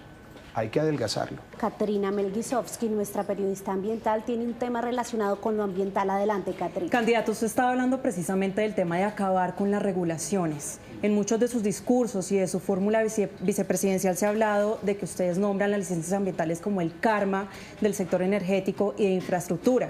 Y hablan de un plan para destrabar, abro comillas, todas estas cargas que ustedes dicen que son las que frenan procesos de exploración de hidrocarburos y explotación. Y mencionan, aparte de licencias ambientales, los procesos de comunicación con comunidades previas, las audiencias previas con las comunidades. ¿Qué implica eso realmente? ¿Qué va a pasar con esos procesos de audiencias previas con las comunidades y licencias ambientales? Katrina, mira, nuestra propuesta, que la he venido trabajando con José Manuel Restrepo y Sandra Besudo, que es una autoridad en la materia, se llama ABC, Agua, Biodiversidad y Comunidades. La principal revolución es que la gente tenga agua potable. Segundo, el respeto absoluto por la biodiversidad. Y tercero, la comunidad, que podamos desarrollar todos los proyectos entendiendo esas variables, sin radicalismos ideológicos que impliquen que se detenga el país, con pragmatismo, pero respetando la norma ambiental. El fracking se hace con las empresas que son y nunca hay afectación al medio ambiente. Para petróleo y gas. Y eso es importante que la gente lo sepa. Después de la tecnología militar, la tecnología más precisa es la tecnología de petróleos, de exploración. Entonces, vamos a hacer fracking. ¿Para qué? Para llevar la producción de 700.000 barriles a 1.200.000, a 1.300.000. Y con el resto de proyectos gasíferos y el resto de proyectos mineros podemos pensar en cerrar el hueco fiscal y en crecer. Entonces el fracking va, todo lo que haya que hacer va con respeto por la norma ambiental. Pero entonces, ¿qué pasaría con las comunidades? A ver, ¿y las comunidades hasta cuándo van a seguir en una consulta previa? Hay consultas previas que llevan 6 años. ¿A ti te parece eso serio? Perdón, ¿eso sería confrontarlas? No es confrontarlas. Es que aquí no se trata de confrontar. Aquí se trata de buscar una reforma que haga viable la inversión nacional y extranjera y aplicar la ley. Punto. Nadie está por encima de la ley. Candidato, nos toca... Y eso se hace con decisión y se hace con carácter y yo lo tengo. Pero a mí, ninguna comunidad a la brava, o porque sí, o por temas ideológicos, me va a parar ningún proyecto. A mí ninguna corporación regional, ni las entidades del orden nacional como la ANLA, me van a parar un proyecto porque sí o porque están esperando que les den una plata. Los voy a poner a estrenar seriedad y honestidad. Y eso se hace con carácter e independencia. Candidato, vamos a avanzar a otro tema y lo invito aquí a ver la pantalla porque le tenemos una pregunta en materia de orden público. La hace Stephanie Valencia desde nuestra segunda sala de redacción. Stephanie. Quiero que vea estas imágenes que corresponden a esas sazonadas, donde han quemado vehículos blindados con uniformados adentro. Hemos visto el secuestro de hasta 100 militares en un mismo evento.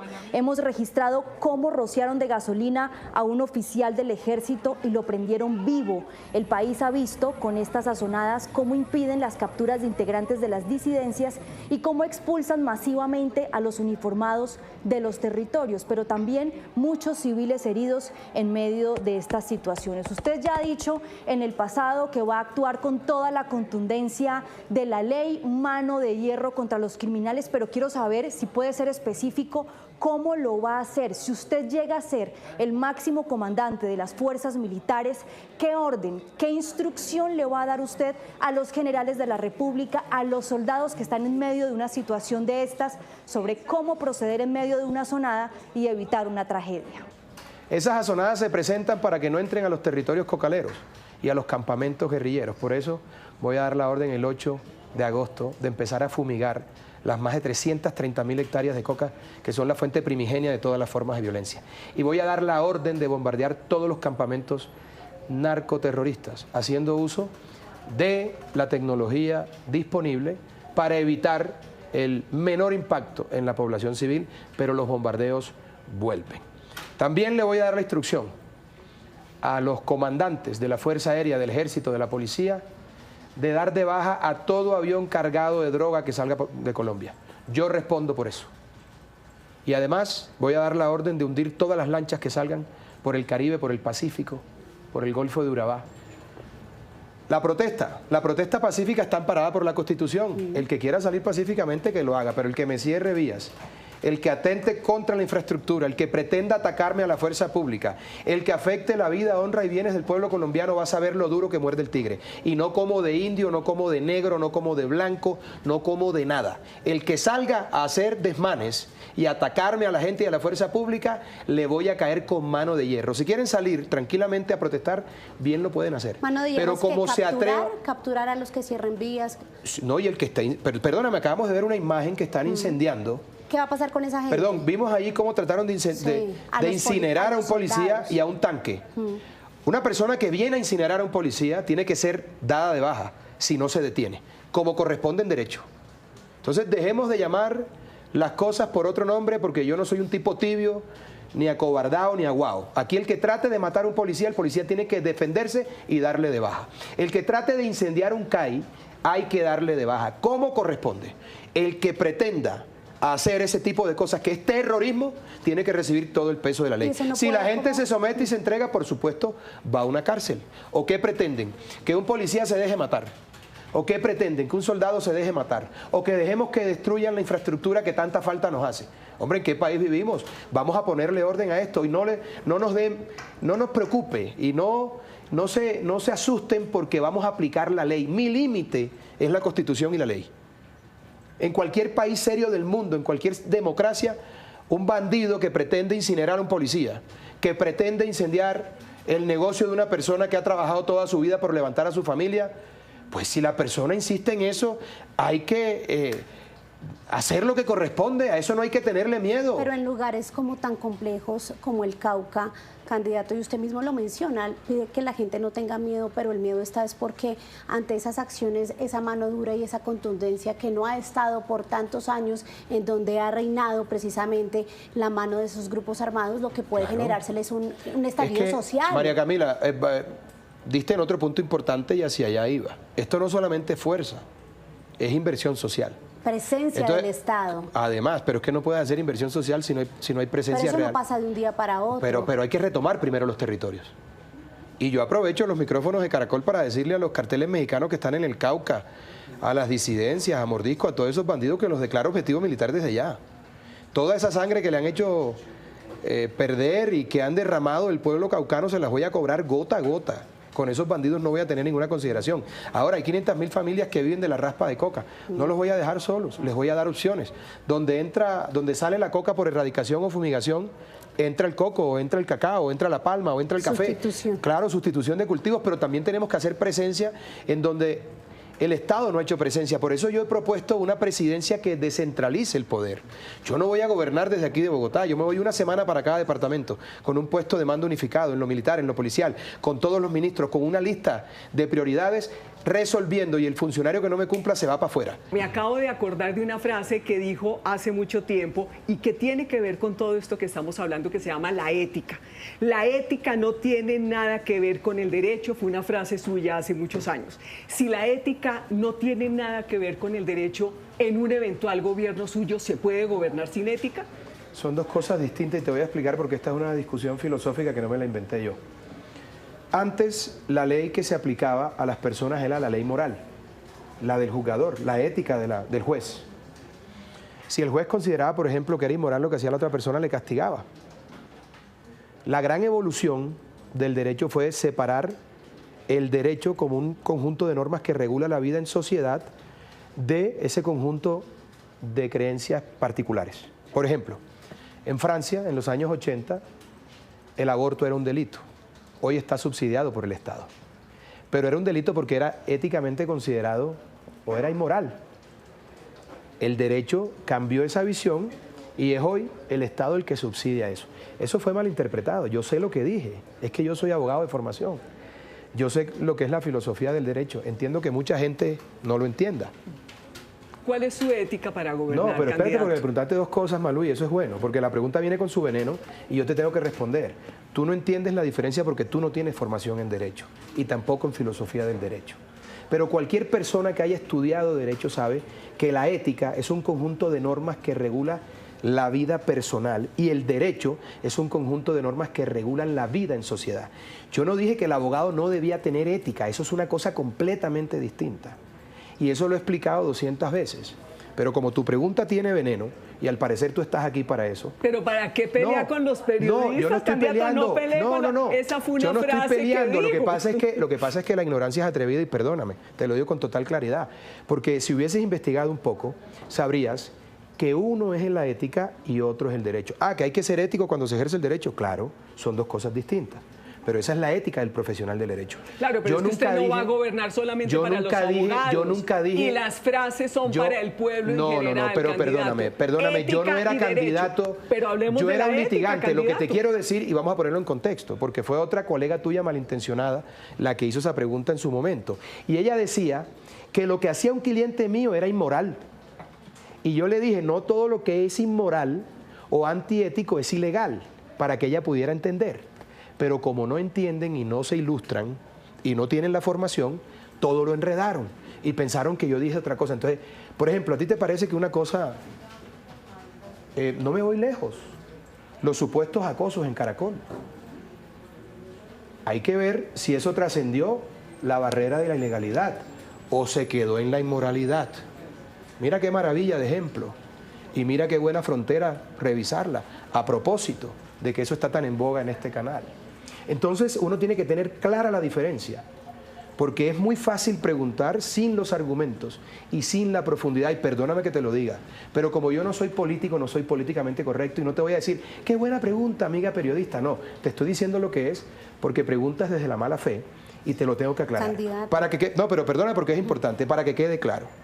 La ética es un conjunto de normas personales y el derecho, tú puedes considerar inmoral unas cosas que para mí no lo son y viceversa. Candidato, nos queda tiempo para una pregunta final que se la hace nuestro director digital, Alberto Mario. Candidato del Espriella, y esta fue otra de las preguntas que recibimos de otro tema recurrente que manifestaron los usuarios de Noticias Caracol, y es el de la polarización. En este caso, la joven Selena 3 nos pregunta: me gustaría saber qué quieren hacer por los jóvenes del país que en este momento se sienten frustrados por la polarización política y que pareciera que no puede haber un diálogo entre la derecha y la izquierda. Los jóvenes no están tristes y desesperanzados por la polarización. No hay trabajo, no hay seguridad, 250.000 jóvenes no tienen estudios. Y hay miles de jóvenes que son los ninis, ni estudian ni trabajan. Yo quiero que sean sisis, que sí estudien y que sí trabajen. Les voy a llevar una plataforma gratuita, avalada por el Ministerio de Educación, con un computador gratis y conectividad para que en ciclos cortos se preparen y salgan a facturar. No me interesan jóvenes llenos de cartones, me interesan jóvenes que facturen y que tengan libertad económica, que es la verdadera libertad. Dicho lo anterior, la polarización es inherente a la política. Ahora, si pretenden que yo me siente con el señor Cepeda y con el señor Petro y con los que han destruido Colombia a hablar, no esperen eso nunca de mí. No va a pasar. Yo no vine aquí a ser políticamente correcto y a tomar café con los enemigos de Colombia. Vine a enfrentarlos, a derrotarlos y a castigarlos. Otra cosa son los votantes de ellos. Ojo, otra cosa son los votantes de ellos. Los voy a recoger. ¿Pero qué hacemos si ellos no lo ven así? Pero déjame terminar, porque es que yo no me traigo a los que van a votar por Cepeda, que es válido en democracia, que lo hagan, voten por el que quieran, de eso se trata la democracia. Me los voy a traer acá resolviéndole los problemas que ni este gobierno ni otros le resolvieron. Ahora, la política es eso, esto no es un juego de muñecas. ¿Pero usted no cree que nos hace falta reconciliarnos? Sí, pero tú no te reconcilias con los enemigos de la República. Tú te reconcilias con la sociedad, con los votantes de ellos, que no tienen nada que ver con la destrucción de Colombia. Ellos votaron libremente en democracia. Pero yo, ¿qué me voy a sentar con Petro? ¿Y qué me voy a sentar con Cepeda? Ni hoy, ni mañana, ni nunca. Jamás me voy a sentar con los enemigos de la República. Todo lo contrario, los voy a enfrentar como corresponde. De mí no esperen medias tintas, ni cobardía. De mí esperen patriotismo, y parte de ser patriota consiste en enfrentar a los que le han hecho daño a este país. Necesitamos a gente buena, de buen corazón. ¿Algún ministro hasta el momento? Sí, claro, en algunos. Denos un nombre. Ah, ¿ustedes creen que me voy a chivar con ustedes? ¿Qué? Pues sí, claro, aquí para eso está. Bobito sí, no, esa chiva la tiro yo en mis redes. Y ustedes se pegan de ahí con mucho gusto, pero claro. Cuando quiera ahí los espero. Aquí de pronto tiene más alcance. Eso le iba a decir. Yo tengo una inquietud. Bueno, no desdeñes de mis redes porque no están mal. No, pero no desdeñes el último, no estoy desdeñando. O sea, te la voy a poner de esta manera. Si tú tuvieses una chiva, ¿tú me la darías a mí? ¿O la sacarías tú? Al contrario, porque aquí somos dos periodistas y yo aquí tengo mis siempre redes tiene también. las puertas abiertas para lanzar sus y ustedes noticias. también, y ustedes bueno, también. pero mire cómo se parece a Petro, solamente por las redes sociales, ¿o no? Bueno, de hecho estoy aquí, fíjate que el heredero de Petro no viene, yo estoy aquí. ¿O dónde está Cepeda? Bueno, ¿Dónde está Cepeda? No, pero le estoy hablando de las redes sociales. No más preguntas, su señoría. Al mejor estilo de Petro. Abelardo de la Espriella, aquí en Sala de Prensa de Noticias Caracol. Gracias por la invitación. Nos quedan pendientes muchas preguntas. Cuando quieran vengo. Pero lo invitamos la próxima ocasión. Así, hermano, me haya comparado con Petro, pues yo vengo y pongo la cara. Si pero yo vengo gracias, y pongo la cara, ni más faltaba. Yo feliz de venir a Caracol. Por su tiempo. El café es regular, pero la gente querida, tal. Una que otra pregunta. Pero bien, yo contesto lo que sea. Gracias, lo que pasa es que, miren, yo soy un tipo enfático, soy un tipo apasionado, me gusta defender las causas como son. Si ustedes están esperando posiciones ambiguas mías, yo no soy el candidato. Si buscan gente cobarde, voten por otro. Si buscan tipos aguados que quieren quedar bien con todo el mundo, olvídense de eso. Bueno, si quieren tipos políticamente correctos, yo no soy el tigre. En cambio, si quieren un tipo con carácter, con independencia, con decisión, con talante, con autoridad y determinación para hacer lo que Colombia necesita, que se haga en sus horas más oscuras, yo soy el tigre. Pónganle la raya al tigre el 31 y ganamos en primera vuelta. ¡Firme por la patria! Ya son las 7 de la mañana, 31 minutos. Vea la entrevista completa con el candidato Abelardo de la Espriella en Sala de Prensa en minutos, a las 8:45 de la mañana, justamente por nuestra señal digital. Y mañana el turno será para la candidata Paloma Valencia. Lo último en Noticias Caracol. 7:40, mucha atención. La Fiscalía acaba de negar la suspensión de las órdenes de captura de 29 integrantes del Clan del Golfo, como lo pidió el Gobierno Nacional en el marco de su política de paz. Camila Willis, ¿cuál es el argumento del ente acusador? Pues Juan Camilo, la Fiscalía dijo que no hará esa suspensión de las órdenes de captura de manera automática hasta verificar si realmente hay avances en el desmonte del Clan del Golfo, y lanzó una fuerte advertencia sobre las extradiciones. Entre los nombres está el de Giovannis de Jesús Ávilas Villadiego, alias Chiquito Malo, jefe del Clan del Golfo, quien es requerido por Estados Unidos y ya tiene concepto favorable de la Corte Suprema para ser extraditado. Noticia en desarrollo en Noticias Caracol. 7 de la mañana, 41 minutos. Si está haciendo cuentas en su canasta familiar, debe tener muy presente que subieron los precios de los alimentos. De acuerdo con el DANE, en lo que va del año, estos precios han aumentado casi un 6%. Vamos a revisar entonces este reporte. Indica que la inflación de alimentos en abril, por ejemplo, reportó 1,51%, pero si hablamos del periodo enero-abril, nos habla de 5,87%. Daniela, las ciudades con mayores alzas en alimentos en este mes, en abril, fueron Cali con 2,54%, Bucaramanga con 1,94% y Medellín, que aumentaron en 1,8%. Y les tenemos el top 5 de alimentos con más alzas. Escuchen esto, entre enero y abril. El tomate habla de un 61%. La papa, 36%, tomate de árbol, 25%, frutas frescas, 20% y naranja, 17%. Y por eso arrancamos entonces el recorrido por las ciudades, si le parece bien. Según el DANE, Cali es la ciudad donde más incrementaron los precios de los alimentos este año. Tan solo en abril, dicho incremento fue del 2,54%, mientras que el promedio del país, el dato fue de 1,51%. John Alex Henao, ¿qué productos han subido? Juan Camilo, audiencia, los saludo desde la Plaza de Mercado Galería Porvenir aquí en la ciudad de Cali. Eso vamos a preguntárselo a uno de los comerciantes de este lugar, porque nos han hablado sobre la papa amarilla lavada como uno de los productos que más ha incrementado su precio. Señor John, bienvenido a Noticias Caracol en vivo. ¿Cuáles son esos productos que más subieron de precio durante el último mes? La papa amarilla, la mora, la cebolla cabezona y la racacha.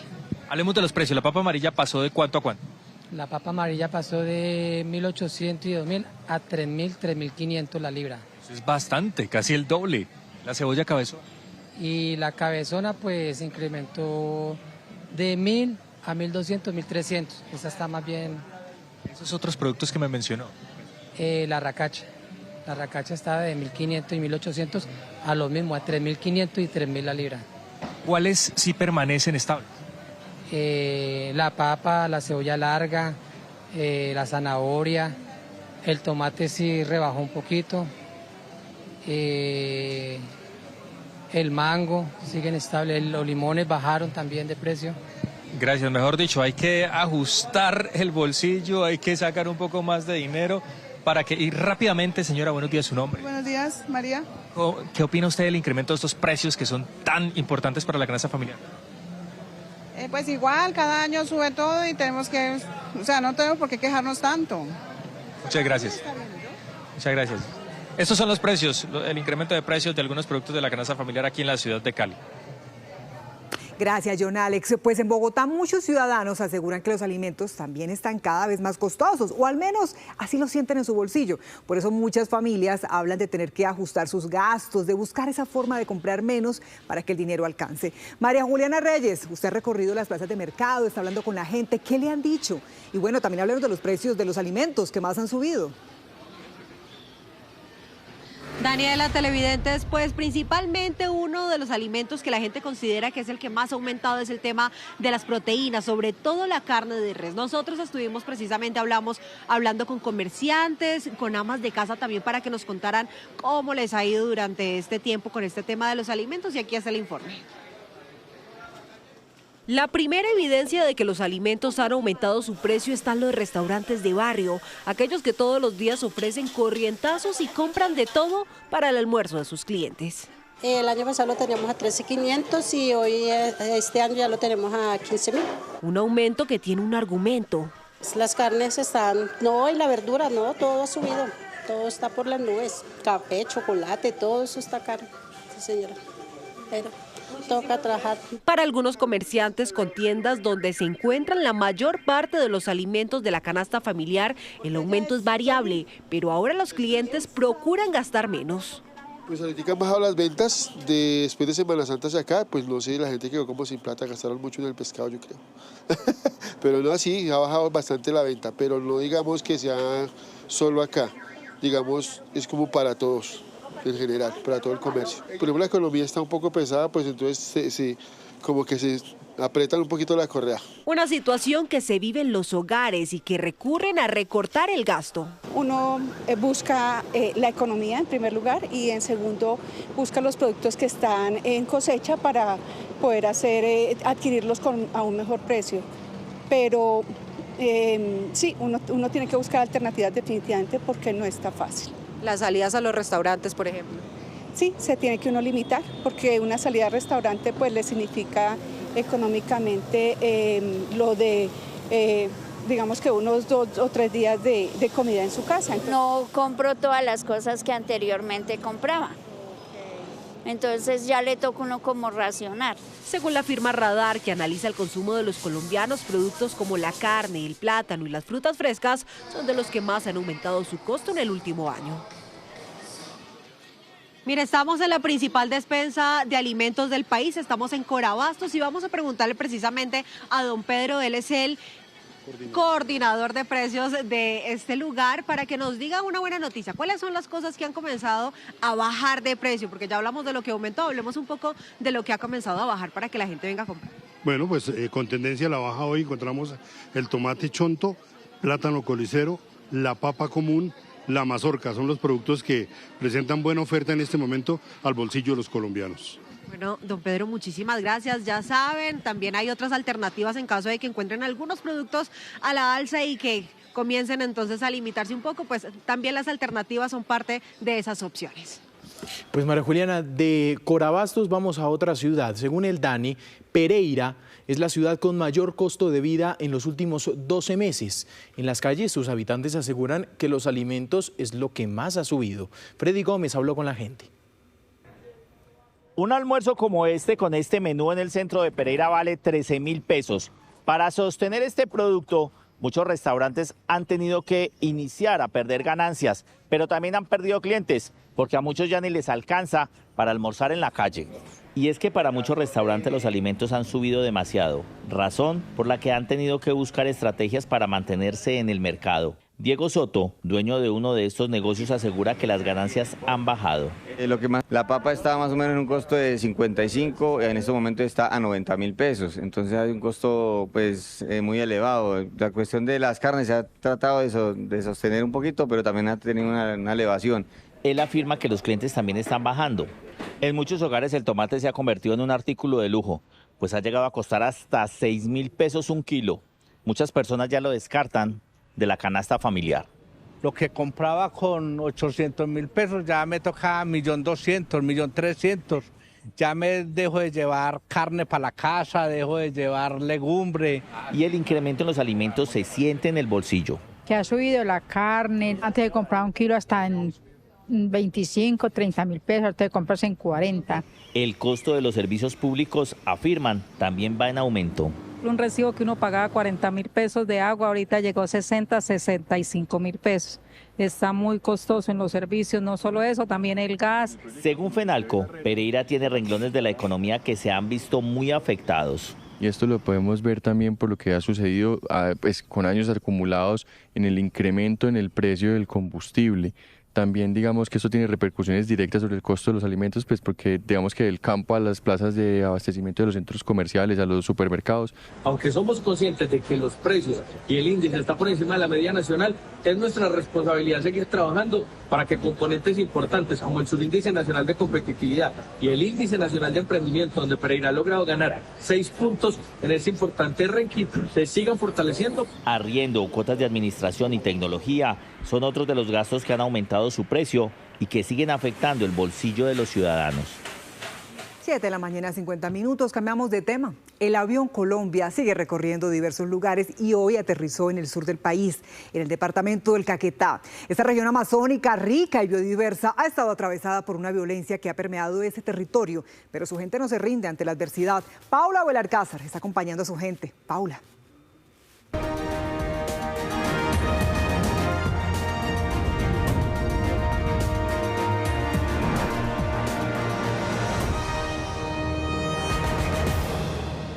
Buenos días para ustedes. El avión Colombia llegó a Caquetá, Florencia, el epicentro de este departamento, en donde por supuesto nos encontramos en este momento en el Parque Santander, uno de los parques principales y emblemáticos de este departamento. Me encuentro también con mi compañera, la corresponsal permanente de Noticias Caracol aquí en Caquetá, Lisset Pulido. Buenos días. Paula, buenos días, bienvenida a nuestro departamento del Caquetá. En efecto, Florencia es una de las ciudades más lindas de ese país. Aquí usted puede encontrar diversas cosas de las que se puede enamorar, pero también hay algunas problemáticas que aquejan a la gente. 3 importantes: seguridad, salud y desempleo. Bueno, no podemos desconocer, por supuesto, las cosas maravillosas que tiene esa región del país, la Puerta de Oro de la Amazonía. También el turismo ha sido una de esas cosas que ha permitido motivar a la gente y también ha sido un motor de la economía. Nos acompaña a esta hora el personero de la ciudad y también el alcalde Jorge Lara y Marlon Monsalve para hablar de esas problemáticas. Empezamos con seguridad, que es sin duda una de las situaciones que ha permeado la vida cotidiana de la gente, la violencia y sobre todo el reclutamiento de los niños. En los últimos 2 años, cerca de 1.700 niños han sido víctimas del reclutamiento forzado. Buenos días, personero. Bueno, buenos días. En efecto, la problemática de seguridad que se vive en el departamento del Caquetá frente a la dinámica del conflicto es bastante compleja. Nosotros durante el año 2025 cerramos con cerca de 1.024 declaraciones tomadas. Eso nos implica cerca de 4.000 nuevas víctimas al conflicto armado en Colombia. Hechos victimizantes como el desplazamiento forzado, las amenazas a líderes sociales, el homicidio y por supuesto el reclutamiento de menores. Hechos que nos siguen afectando, y Florencia principalmente como ciudad receptora de población víctima del conflicto pues se ha visto también muy afectada por esto. También hay que destacar no solamente las dificultades que tenemos en Florencia, Caquetá en materia de seguridad, sino que el año pasado duramos cerca en el sector rural con 300 días sin homicidios en la ciudad.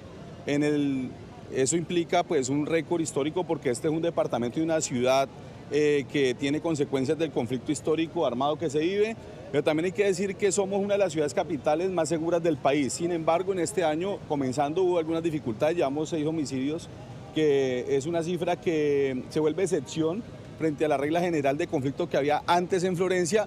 Alcalde, otra de las problemáticas que se viven aquí en el departamento tienen que ver con la crisis de salud que atraviesa el país. Caquetá, por supuesto, pues no es ajeno, y hoy los hospitales privados y públicos se ven con una sobreocupación de hasta el 200%. ¿A qué se debe esta sobreocupación y desde cuándo inició a verse ese deterioro en la salud?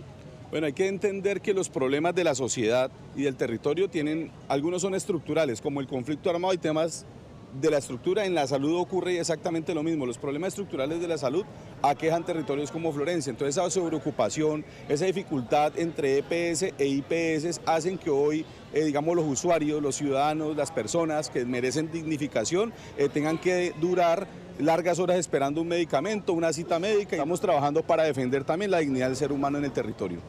Y es que el drama de los pacientes es sin duda, digamos, que esos rostros de lo que han encarnado en esta crisis de la salud, los dispensarios sin medicamentos y las urgencias colapsadas. Bueno, eso es un tema, lo decía el señor alcalde, es un tema estructural que viene del nivel nacional. Nosotros hemos venido como Ministerio Público afrontando esta situación, acompañando a la ciudadanía, liderando mesas de trabajo que nos ha permitido coordinar con las EPS, canales de comunicación directo, igualmente con algunas de las IPS más importantes de la ciudad, para que pueda de alguna manera garantizarse la prestación del servicio. Esto, por supuesto, en conexidad de los derechos a la salud y a la vida, procurando, por supuesto, el respeto y la dignidad de los usuarios.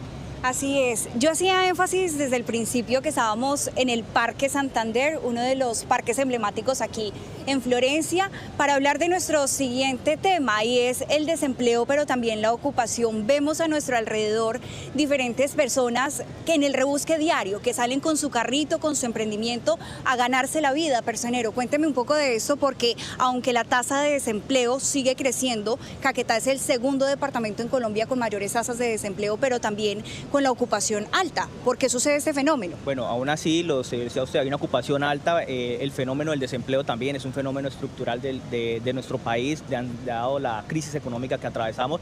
Muchos de los vendedores ambulantes que anteriormente pues estaban en las calles se han venido organizando, se han venido presentando algunas alternativas, algunas estrategias para poder formalizarlos, y allí venimos en ese tránsito. No es fácil porque hay una costumbre en la ciudad de Florencia, en el departamento del Caquetá, de la informalidad. Las inversiones que hemos traído, la tasa de desempleo el año pasado la alcanzamos a llevar a un dígito, que eso era histórico. Cuando fui nombrado alcalde y me posesioné, nuestro equipo encontró una ciudad con el 16.3% de tasa de desocupación. Estábamos en el segundo puesto a nivel nacional, solamente por encima estaba Quibdó. Ahora estamos a media tabla, estamos con el informe de febrero según el DANE a 10.3% en Florencia, también destacando que Florencia es la sala de la Casa del Caquetá y recibe todo el conflicto, no solamente armado, sino también social históricamente, y esto es positivo frente a lo que viene. Obviamente hay más retos, pero la formalización es uno de ellos principalmente. Bueno, nosotros les pusimos sobre la mesa diferentes problemáticas, hablamos de seguridad, de desempleo y también de la crisis de la salud, pero no podemos desconocer las cosas maravillosas que tiene este departamento y como les contaba, el turismo es uno de los motores de la economía. Precisamente en las hermosas cascadas, ríos que tiene este departamento ha sido un atractivo para cientos de turistas. Bueno, la invitación, aprovechamos para hacerle a todos los colombianos, es por supuesto, vengan a Florencia, vengan al Caquetá, aquí el único riesgo, el único peligro finalmente es no querer luego irse del Caquetá. Aquí el sector ecoturístico es muy fuerte, nosotros somos una potencia en temas ambientales, en temas de naturaleza. Invitamos y reiteramos esa posibilidad para que todos vengan al Caquetá. Bueno, en efecto, también hay que decir, Paula, que este es un destino maravilloso y es un destino imperdible aquí en el país. Alcalde, hablemos también de estas maravillas. Bueno, siempre he dicho, Florencia Caquetá es la tierra más importante del planeta, porque viene la transición andino-amazónica, somos la puerta de la Amazonía no solamente colombiana, sino continental. El sector turístico se ha fortalecido. ¿Y por qué se fortalece? Porque se ha mejorado en seguridad y se ha mejorado en infraestructura. Falta demasiado, por ejemplo, la pista del aeropuerto, necesitamos ampliarla para que lleguen más aerolíneas y venga también bajo esa lógica de dar mejor oferta, una gran demanda de turistas a esta tierra maravillosa. Al alcalde, al ICEP, al personero, muchas gracias por estar aquí en Noticias Caracol. Esto es el avión Colombia que llegó a Florencia, Caquetá.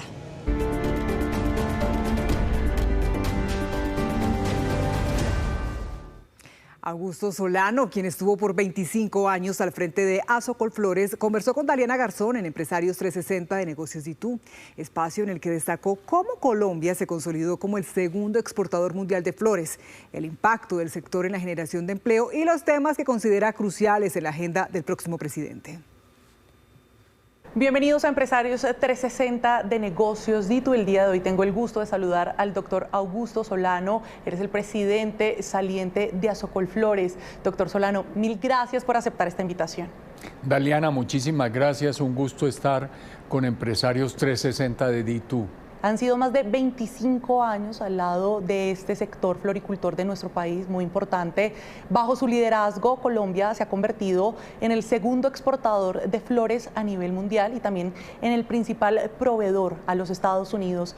¿Qué otros hitos celebra usted al cargo y al frente del sector floricultor de Colombia? Somos segundos después de Holanda, que lleva más de 400 años en este negocio, Colombia solo 60 años. Y principal proveedor de Estados Unidos con una participación de mercado sumamente importante.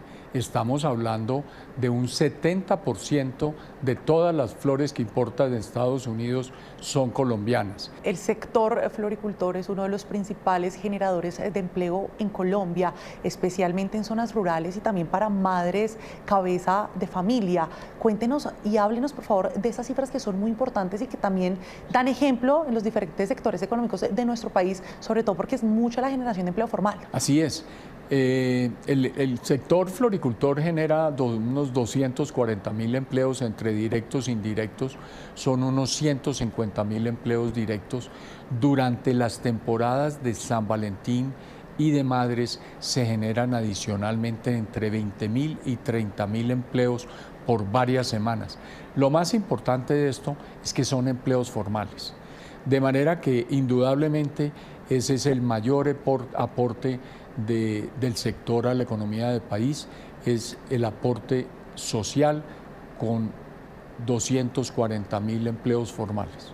De otro lado, ¿cuál considera usted que es de pronto ese desafío más urgente que se debe atender por parte del sector en los próximos años, sobre todo para no perder el liderazgo global? Por un lado tenemos la revaluación. Ya el año pasado un 15% y como le digo, eso afecta el 100% de los ingresos. El incremento desbordado del salario mínimo, en el caso de la floricultura, que es un sector formal e intensivo en mano de obra, afecta el 50 o el 60% de los costos. Los aranceles, que si bien el arancel no es tan alto, porque es del 10%, pues afecta el 80% de las exportaciones. Esas tres cosas en conjunto son muy graves, pero se le siguen añadiendo otras como el impuesto al patrimonio, como los problemas de seguridad. Entonces hay muchos retos. Hablemos también, por favor, de las proyecciones de este 2026.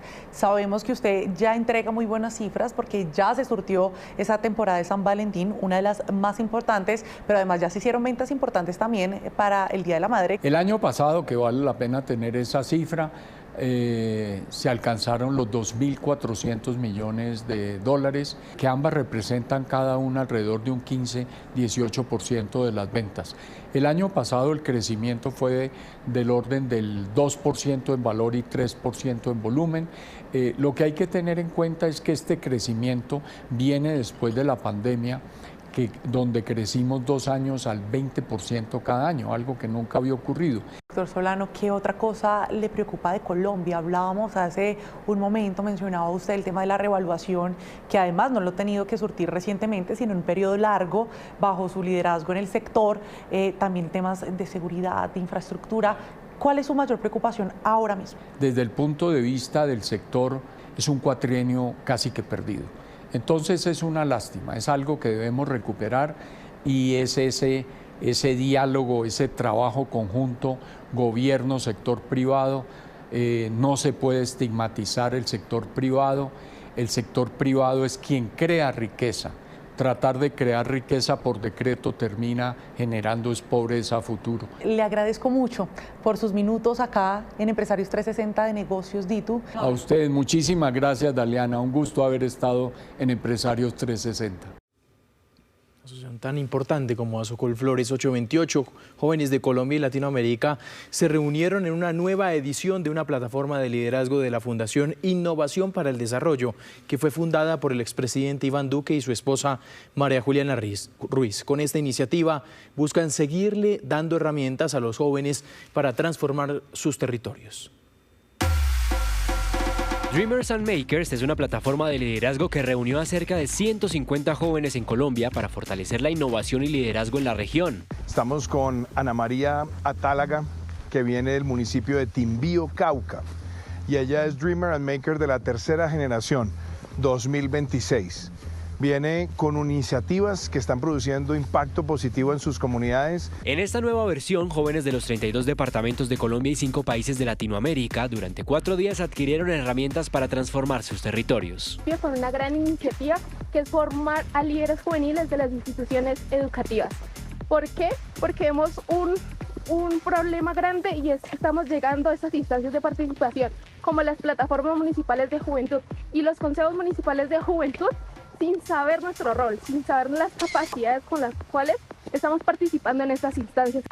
Sebastián viene de la Amazonía ecuatoriana y hace parte del primer grupo de jóvenes de 4 países de América Latina que se une a esta red porque queremos multiplicarla y que esta red se convierta en la red de innovadores sociales jóvenes más grande de América Latina. Sebastián, cuéntanos cómo te recibe Colombia y cuéntanos en qué consiste tu proyecto. Soy de una provincia que tiene 7 nacionalidades, que convivimos entre mestizos, záparas, shuar, guaraní y diferentes etnias que son muy distintas, pero al final convivimos, queremos unir a todas estas, que las autoridades que lleguen escuchen la voz de la gente. Dreamers and Makers es una plataforma de la Fundación Innovación para el Desarrollo cofundada por el expresidente Iván Duque y María Juliana Ruiz para identificar, visibilizar, conectar y potenciar el talento de los jóvenes en Colombia y América Latina. 8 de la mañana, 34 minutos. Gerson Tarazona, escultor de Saravena, transforma árboles reciclados en arte que respira memoria. Con su motosierra revela historias y rostros que hoy dan identidad cultural a las calles del pueblo, devolviendo la vida a lo que otros desechan. Estuvimos con él en su taller, conociendo su obra.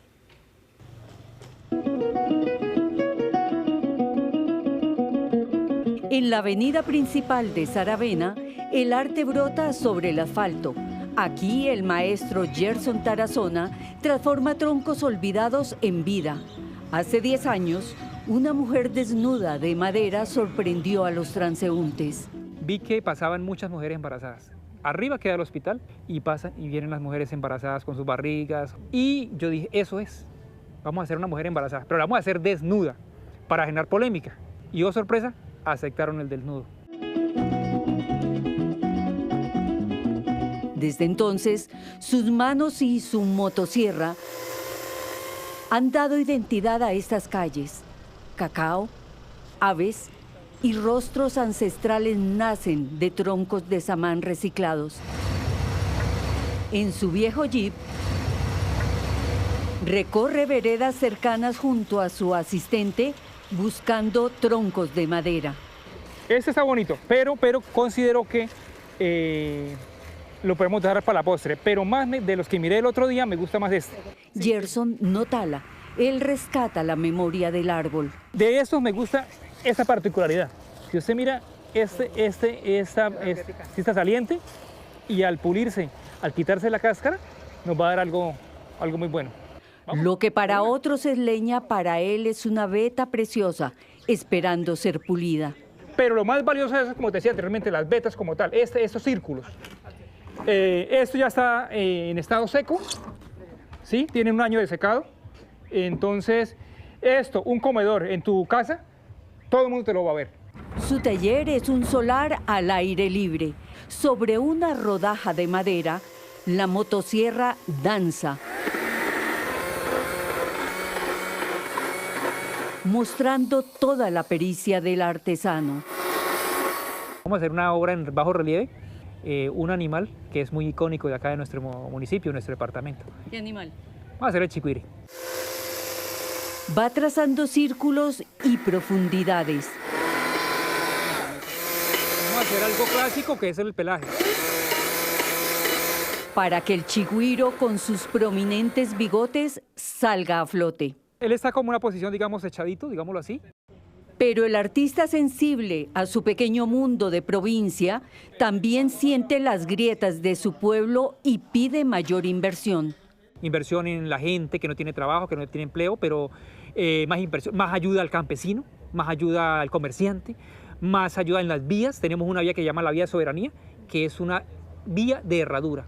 Potenciar los aeropuertos, potenciar centros culturales. Una lista de necesidades que su gente acumula frente al olvido estatal. Al tiempo, quiere que se valore el trozo de universo que es suyo. Mire la tranquilidad que hay acá en este municipio. Mire mi trabajo, los árboles, la gente me quiere. ¿Yo qué más le pido a mi Dios, Marcela? ¿Soy feliz? El maestro Gerson seguirá tallando figuritas de madera, enseñando su arte al que quiera aprender. Porque en Saravena, mientras se respira el arte, también se aprende a vivir, pase lo que pase y que tenga que pasar. Lo último en Noticias Caracol. 8:38 minutos. El Consejo de Estado le acaba de responder al presidente Gustavo Petro y a otros altos funcionarios del gobierno que han cuestionado la decisión de frenar el traslado de 5 billones de pesos de los fondos privados a Colpensiones. Magda Páez, ¿qué dice el alto tribunal? Daniela, pues en un duro comunicado el Consejo de Estado rechazó las palabras expresadas por el presidente de la República, Gustavo Petro, en redes sociales a raíz de la suspensión del traslado de recursos pensionales de los fondos privados a Colpensiones. Sostuvo que exigen una respuesta institucional oportuna, clara y contundente, y el Consejo de Estado afirma que le inquietan las manifestaciones del presidente y de otras cabezas del sector ejecutivo, así como la desinformación y la descontextualización sobre las decisiones judiciales. Señaló además que estas declaraciones deterioran la confianza institucional, debilitan el Estado de Derecho que el país ha construido y defendido y se traducen en señalamientos y hostigamientos contra quienes asumen cada día la responsabilidad de juzgar, así como la libertad de expresión, cuyo ejercicio garantiza nuestro ordenamiento. El Consejo de Estado asegura que el control judicial de los actos del Poder Ejecutivo no es ningún obstáculo para la democracia. Recordemos que el presidente Gustavo Petro había dicho que la sentencia del magistrado del Consejo de Estado es a favor del interés de los banqueros y en contra del interés general de los trabajadores. 8:40, gracias Magda. Vamos a tener más detalles sobre esta noticia en nuestra señal digital de Noticias Caracol en vivo, pero también vamos a invitar aquí al presidente de Colpensiones para que responda a los cuestionamientos precisamente que están haciendo a esta decisión del Consejo de Estado y también a Asofondos, que habló hace segundos aquí en Noticias Caracol. También vamos a hablar sobre la demanda, fue admitida por parte de un juez en Bogotá, una demanda en contra de los bancos. Dicen que están incumpliendo presuntamente con los estándares para cobrar el 4 por mil a las personas con ingresos de menos de 17 millones de pesos. Y por supuesto, en segundos, la entrevista completa con Abelardo de la Espriella en Los Candidatos en Sala de Prensa en nuestra redacción de Noticias Caracol. Nos vemos en instantes. Y estas fueron las noticias. Los invitamos a escanear con su celular el código QR que está apareciendo en pantalla para descubrir muchas historias que tenemos para ustedes en digital. Daniela, nos vemos a las 12:30 con una nueva edición informativa en el canal Caracol. Ya viene día a día. Esto es Noticias Caracol. O Giro de Italia, mejor. O Giro de Italia, exactamente. El Giro de Italia. Esto es Noticias Caracol. Primero la gente. Hasta pronto.